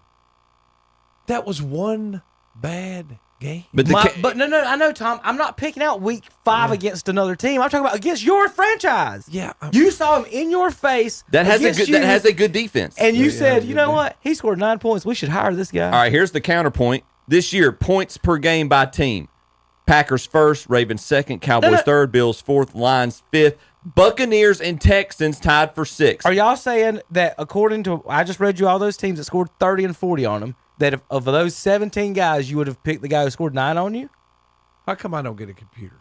Hey, it's down the hall. Okay. Hold on. Do your thing. Hold Do on your a second. thing. What I'm saying, how many I'm saying there were points? 15 other guys that did better than him, and they hired the worst one. I'm just saying. I don't say they hired how higher. many points a game do they score? Who? The Bucks. It was how much was it? Right That was there. like 26. What was it? something. What would you say? 27 and a half. They had 27 and a half. They averaged more than the Chiefs did this year. Now that's an asterisk because some of them you got defensive and special teams, and Yeah. I really think you should. And the factor worst that. division in football. But Kevin, he had. Do you not understand my point, Tom? I I'm saying do you have a understand list. your point. You I have a do. list of 15 people that went against you, and you picked the guy who scored the least against you, not the other 15. The other 15, 10 of them scored 30, and you picked the guy who scored 9. But I'm not saying he can't do it. I know. I'm just saying you picked the least I one. know what you're saying, but this is like you're picking the outlier They picked instead of the average. You're picking the outlier. I think it has a lot to do with You Dan know? Morgan being the GM. But what? and him knowing he's him. a quarterback whisperer. Yeah. That's what. Or he's they're got. hoping he is at least. They're hoping he's the quarterback Well, whisperer. they need an and offensive that's line what they whisperer. Is need. what they need.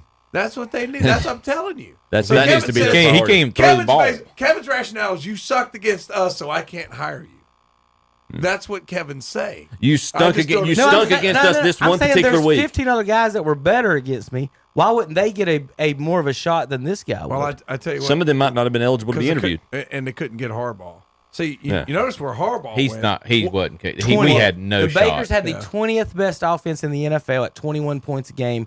League average is 24. So this offensive coordinator is 3 points under league average, and they were 20th in the NFL. 20th in points, and that's who they're hired, Zach. I don't know if we had a shot at getting anybody else. I don't even know if we had a shot at getting Vrabel. Yeah, he was coming. There's an interview, Where- or the where's he rumor hired? was. Where's He Vrabel? hasn't been- I'm he very hasn't been surprised hired. about that. I really think he's going to Washington, but He I might hasn't be been wrong. hired. Okay, he hadn't been hired yet, right? Yeah. So why are you Ooh, so? Washington Why hired would you him. say you didn't have a chance to get him?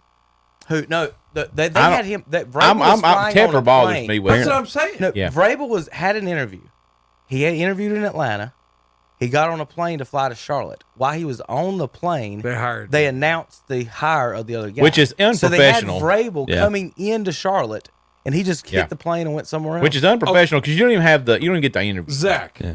This is the same guy who told Rock Hill, "Oh, y'all are a third of the Right. way done with it. Screw you. I'm not paying you." You do and remember? you're gonna say that's You do remember in his opening I mean, press? what kind of guy is this In guy? the opening Throw press, a drink the on him. opening press conference of them owning the Panthers, he was grabbing his wife's butt while talking on to the reporters on the microphone.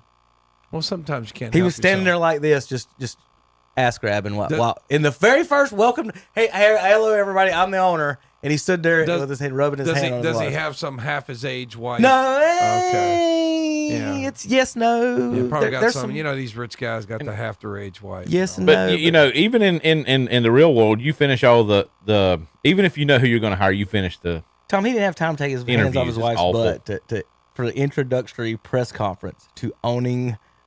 I used to really like pulling for the Panthers, especially, but this guy is really not. I don't The like him. problem is, Kevin. At least the Browns owners isn't a complete clown. The points he's making is just because you are good at making money does not mean you are good at all of the things.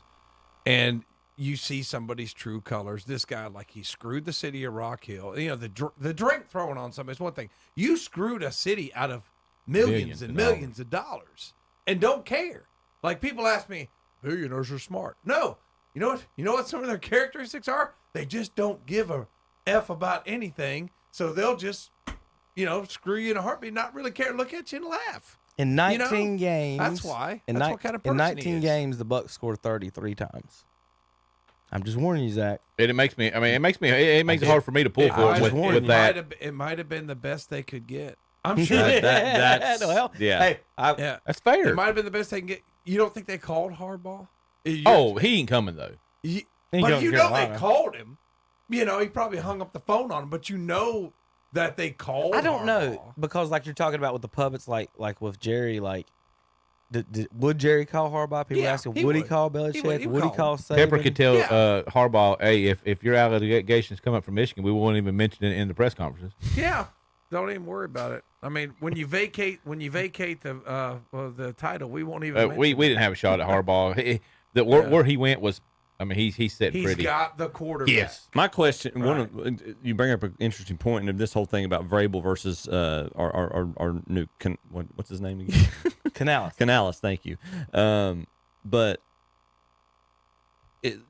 we were looking for somebody, a quarterback whisperer, so to speak. Would we would we make the phone call to Belichick? No. Not saying Belichick would come. Would we have even try to make the call? I mean, is Belichick the quarterback whisperer? No. Did you guys see the Bucks mistake? All right, Tom. There's 39 seconds on the clock. Yeah. Okay. They have a 17 timeout left. seconds on the play clock. They have a timeout. This is 3rd and 12. The Lions. Where are they on the field? Take a knee. Where are they on the I have field? no idea. The Lions take a knee. You could have called a timeout and made them kick. Make them punt. Yes. Or Yes. no, field goal. They were in field goal range. That's what it was. But would they even kick the field goal? They might pooch punt it and make them go 99. No, they were close to the end zone. I think they had either way. They had enough to call a timeout and save 6 seconds on the clock, and they did not. No matter whatever you think they could have done, woulda, coulda, shoulda, they could have called a timeout and saved 6 seconds on the clock. And I don't know if they missed it, didn't know what was going on. Zach, this is y'all's new offensive coordinator, or no, he's the defensive coordinator, but he's on the coaching staff that missed that timeout. But I just blew my mind that they Crazier missed the things time. have happened. Most- Remember the Raiders game when it went off the air They back usually in. call timeouts like pretty religiously on that stuff. That's weird that they missed that one. Where was the ball? in a I playoff have game. no idea. Okay. It might have been to where they were going to kick the field goal. But here's something Either I'll way, say. you call a timeout, correct? This is right? what I'll say, that when they were down 14, and then Baker did make a play, converted like a 4th and 20 or something stupid, and they drove him down there, I was like, I don't agree with going for 2 there. You see what I mean? Like, You should they wait went till the for end 2. when you need it.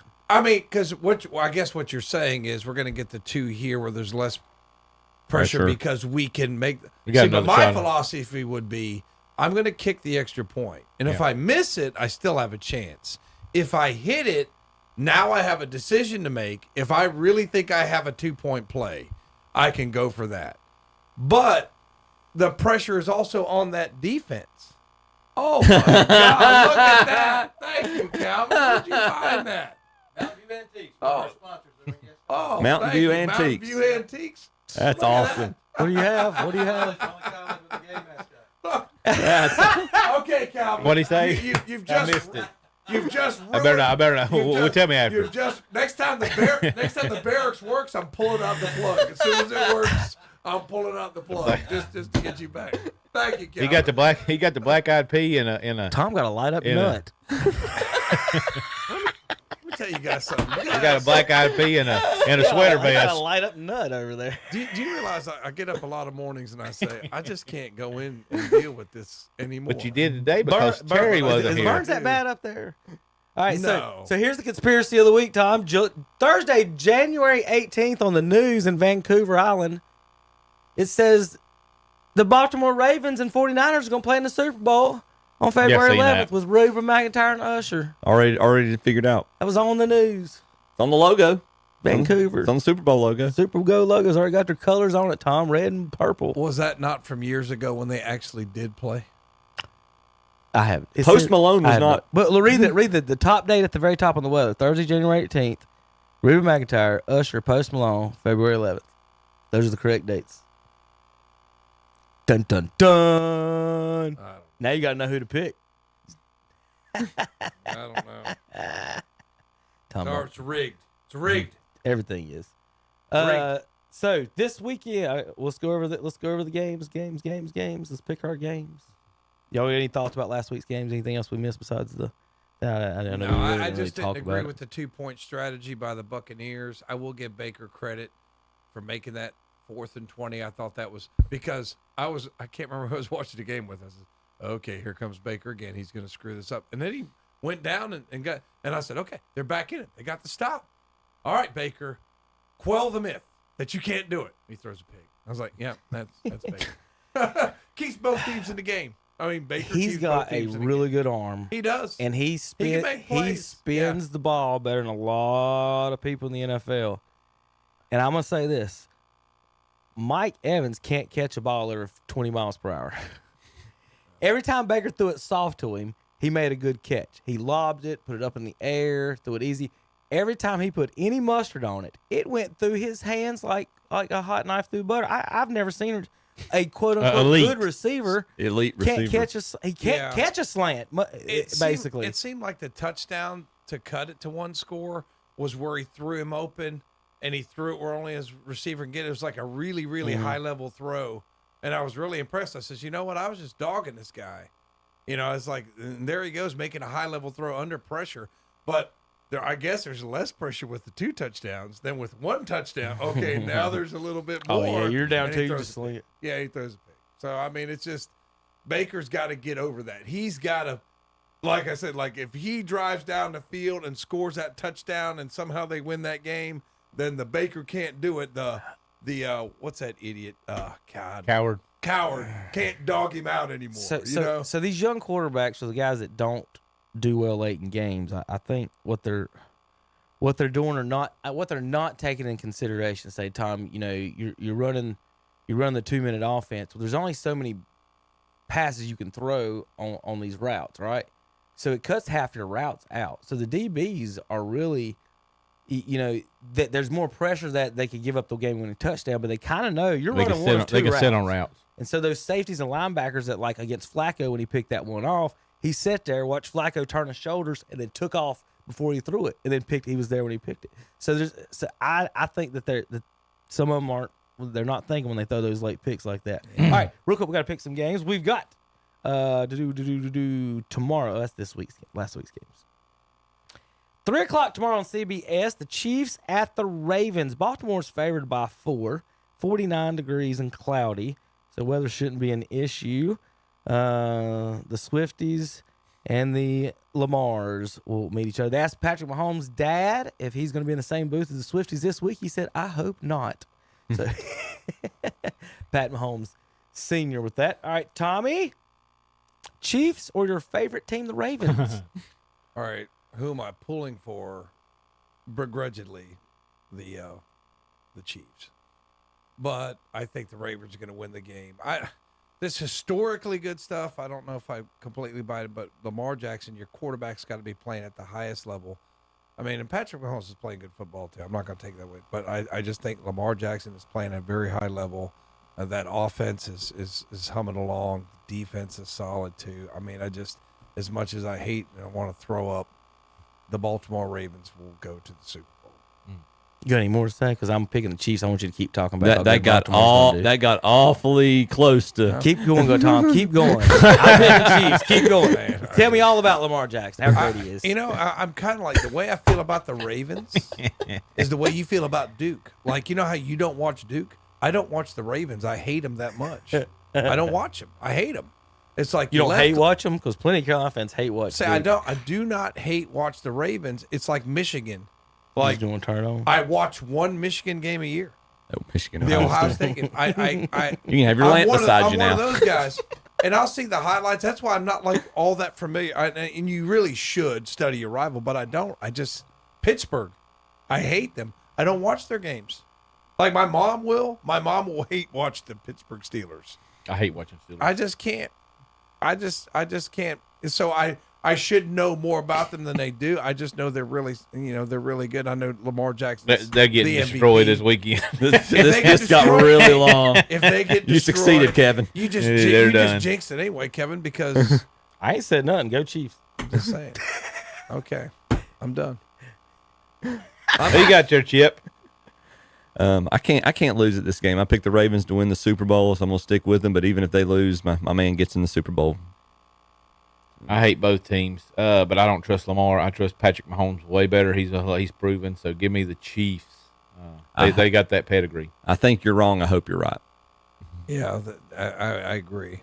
Not once in the history of the NFL has a major running quarterback won Super Bowl. He can make it there. That's one of the major reasons. But you know Lamar's got 800 yards this year rushing. Don't forget what happened to Cam when he went into Denver. But remember this the too. Denver game. Remember this too. I mean, what they say, the guys on TV say this and say that. There's one thing that is true. You cannot blitz Patrick Mahomes. No. You cannot blitz him because when you have a good analyst on there, like you have Tony Romo or something, he goes, "Oh God, they're going to bring 6. Patrick's going to torch him," and he does every single time. You cannot. I mean, think about that. You have facing a quarterback that you cannot blitz. I mean, that's tough. That's a nightmare. If you're going to blitz him, you've got to blitz him from the blind side because one of his moves is his spin move. Back to his. You can't. I know. I'm just saying. I'm just telling you, man. You can't blitz him. The one times I've seen a little bit of success with the blitz against Mahomes, it's come from the weak side because he always does that. He spins to the weak side. He spins against his throwing arm. I'm telling you, man. My formula for picking football games in the NFL is always the best. Number 1, who's got the best scoring defense. Number 2, who's got the best quarterback. And 3, coach. Defensive wise, the Ravens 16.5 a game. They're number 1 in the NFL. Number 2 in the NFL is the Kansas City Chiefs. They have a better at defense. 17.3. You know what, Kevin? You know what? That's an excellent point because there's so much emphasis on Kelsey, Mahomes, and Swift. Forget about their defense. Nobody You know knows. what? That's because I felt like an idiot. I'm like, You have this the number- Kansas City defense is a lot better. You than know who's running You his have bags? you have the number 2 defense. He is. Playing Yeah. a running He is. quarterback. This would be the week. If Lamar wins this week, you can pick him next week against the 49ers if you want. If he's picking the Lions, pick them. They might win it. But this is a really, really, really, really good defense. This is Cam running into the Buffalo Bill. Denver Broncos in the Super Bowl. So I've got to go Chiefs in this one. Patrick Mahomes is one of the best passing quarterbacks ever. You got me against a running quarterback. I don't care if it's at home. All the signs, and every time I say this, all the signs point, I lose it. But all the signs point the Chiefs should win this game, so I got the Chiefs on this one as well. All right, Lions. Detroit Lions in San Francisco. They've had 2 home games. They've won them both. They feel like they've pretty much won their Super Bowl. If they lose this game, nobody in Detroit will shed a tear, I don't think. They'll be happy with their season. It was the greatest Lions team of all time. And you're running into the juggernaut I disagree. of the San Francisco 49ers. I thought the same thing in 2016. Oh, we got to the series. It was a great series. We got beat. We'll get back. It is so hard to get back. Ask Dan Marino. It is so Oh, hard. no, next year they won't get make back. the playoffs. I'm just telling you, if you get there, you got to win it. Yeah. If you get there, you've got to win it, man. And say they didn't never want know to. when you're The gonna question get is, there. do they have enough? Think about all the good feelings and the things they had. Can they keep it going on the road? If they With Debo playing, if they are happy with this season, they will be perennial losers again. Debo's They'll be playing. happy. If you're Tom. You happy know they with will this, be. if you're happy with anything less than a victory in the Super Bowl, their coach Campbell, I guarantee you, he's not going to be happy. Greatest season of all time. They won more playoff games this year than the franchise has ever won in the history of the franchise. I guarantee you, Campbell's not going to say, "Well, we had a really good No. season." He's not going to say that. There are going to be a lot of No. people in Detroit that think they're playing with house money this week. There's going to be one person who doesn't for sure. That's Dan Campbell. All right, so Tom's got the Detroit Lions in this one. I do not. That being said, can I say this? Can I go both ways? This is what our estranged. You can do whatever you want, sir. It's 2024. Our estranged. Identify however you'd like to. Show Dad you're a nut there again. I'll tell you what. You pick. We love you. Keep going. You go ahead. What I was going to say is it would not surprise me if Detroit wins. That's what Hunter used to always do. Remember when Hunter was on the show? That's what he used to always do. Well, I think wouldn't surprise me if they win, but I'm picking them. That's what I'm doing here. I don't trust Brock Purdy, guys. I don't. I just don't. I don't think he's as good as advertised. Now, I mean, he's got weapons. Is Debo playing? Yes. Okay, so Debo is going to play. Yes. All right. Then it's 49ers. The Detroit Lions have the 23rd best defense in the NFL. They give up 23 points a game. The San Francisco 49ers have the 3rd best defensive game. They give up 17 points a game. Chip, who you got? I think this is going to be a good game. It's going to be closer than a lot of 49ers folks, prognosticators I think. would take the points. I think I would take the points in this game. Yeah, I would too. I think Purdy is a better quarterback than Tom gives credit for. I would trust him more than I trust Jared Goff. What? I would. Jared Goff's been to a Super Bowl, man. And did he win? But he's been to a Super Bowl. Did he win? Has Purdy been to a Super Bowl? Not yet. Okay. Not yet. All right, so we got a guy who's been there. He had, a guy who hasn't. He had Tommy John surgery or something last year. He was injured. Jared Goff has more playoff wins than Tony Romo and Dak Prescott combined. I'm telling you, man. Well, that's Goff's better than people give him credit for. He has proven me wrong. I did not think he was an NFL caliber starter, but he's proven me wrong on that. But he's not the guy. I don't trust him to win a Super Bowl. The Niners have too many weapons. I think Purdy is good in that system, and to Kevin's point, their defense is stout as it's been for the past several years. I'm picking the Niners. Well said. Purdy is a system quarterback. Zachary? Purdy's younger than Jordan Love. I don't know if anybody knows that, but and I think he's similar to Romo in some of the stuff that he does. I like Purdy. I think he plays good when he needs to be. Like last week, he came and he won the game. Overrated. I do like Jared Goff too. I'm not going to throw off on Jared Goff. Not to knock Jared Goff. I'm going with the defense, and I'm going with Debo Samuel being there also. Yes. And I'm taking the 49ers. I think Debo being cleared to play is big. I would probably pick him without Debo, but now I would definitely pick him. Yeah. For Chip, there's only been 5 Super Bowls in the history of the NFL. The defense with a top 12 defense did not win. Okay? Okay. It's only been 5 times. One of them was Peyton Manning, Drew Brees, Eli Manning. Both of his defenses were not actually top 12 scoring defenses. Baltimore is 1, Kansas City 2, San Francisco's 3. All guys. 3 of the 4 sitting there. And we're sitting here looking. You know who was 4? The Buffalo Bills, and we all had them on our sheet. Yeah. What were the Cowboys? 4 best defenses in the NFL were probably the 4 best teams. Cowboys were 5. Yeah, they had a good defense. Yeah. But they last the number 1 corner. Yeah. It's hard to win. No. They're the corner that replaced the number 1 corner is better than the number 1 corner. The 40-year-old guy. But anyway, so I'm on defense on this one. 49ers over Lions. I don't think a guy named Jared could win the Super Bowl. That's just me making Tom. I'm trying to make Tom shake his head on that one. But I do got 49ers. I had 49ers and Chiefs start the season. I'll stay with them on that one for my picks. 49ers over the Lions and Chiefs over the Ravens for me here on KTC Broadcast. I want to make sure there wasn't anything. Y'all got any last notes or comments before we get out of here? I know we're run late again. Thoughts, suggestions, anyone? All right. Well, we'll just see who's eating crow tomorrow after, or next Saturday. If Purdy doesn't throw 3 touchdown passes, I want to know an explanation. I hear the Ravens are going to sign Marshall Faulk, and he could be the difference in the game.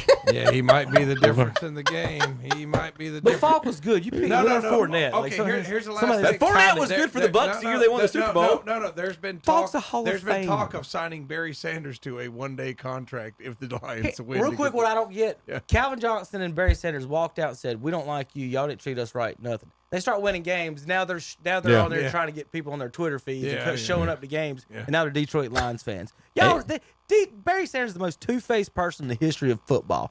With that said, here's Michael Kim talking about with Tiger Woods. That's Anthony Kim. That's Anthony Kim. Michael Kim was following. This is all my answers are terrible. If you guys are trying to learn something. So this is him and Tiger at a little golf school that we're teaching clinic. I've just grown up as somebody who feels his way around the golf course. Tiger hits a sandwich 118. I think sometimes it goes 100 yards when I hit it full, and sometimes it goes 125. It just depends on the day. I try to figure that out right before I go out on the golf course. But sometimes that laugh by Tiger, he thinks that's so funny. And it is. I'm like Kim. Like every swing, every lie, everything to me is different. So like I can hit my sandwich one, and then the guys that are like and Chip that'll get on here and they'll bring their little alignment sticks up and they'll go back 500 times and do this and they're worried about their swing. And I'm like, to me, I'm with Kim. I'm on the Kim thing. It's all feel with me because, like I said, the lie's different, everything, and then Tiger and there's some guys like, I want to hit my club 115. I'll do this, and Tiger the way Tiger laughed at that. It's just funny because that one's a pro. I mean, Kim's a pro. Yeah. But anyway, Kim was huge in the Ryder Cup a few years ago. All right, JP, we got to go. We'll see you guys next week, Katie.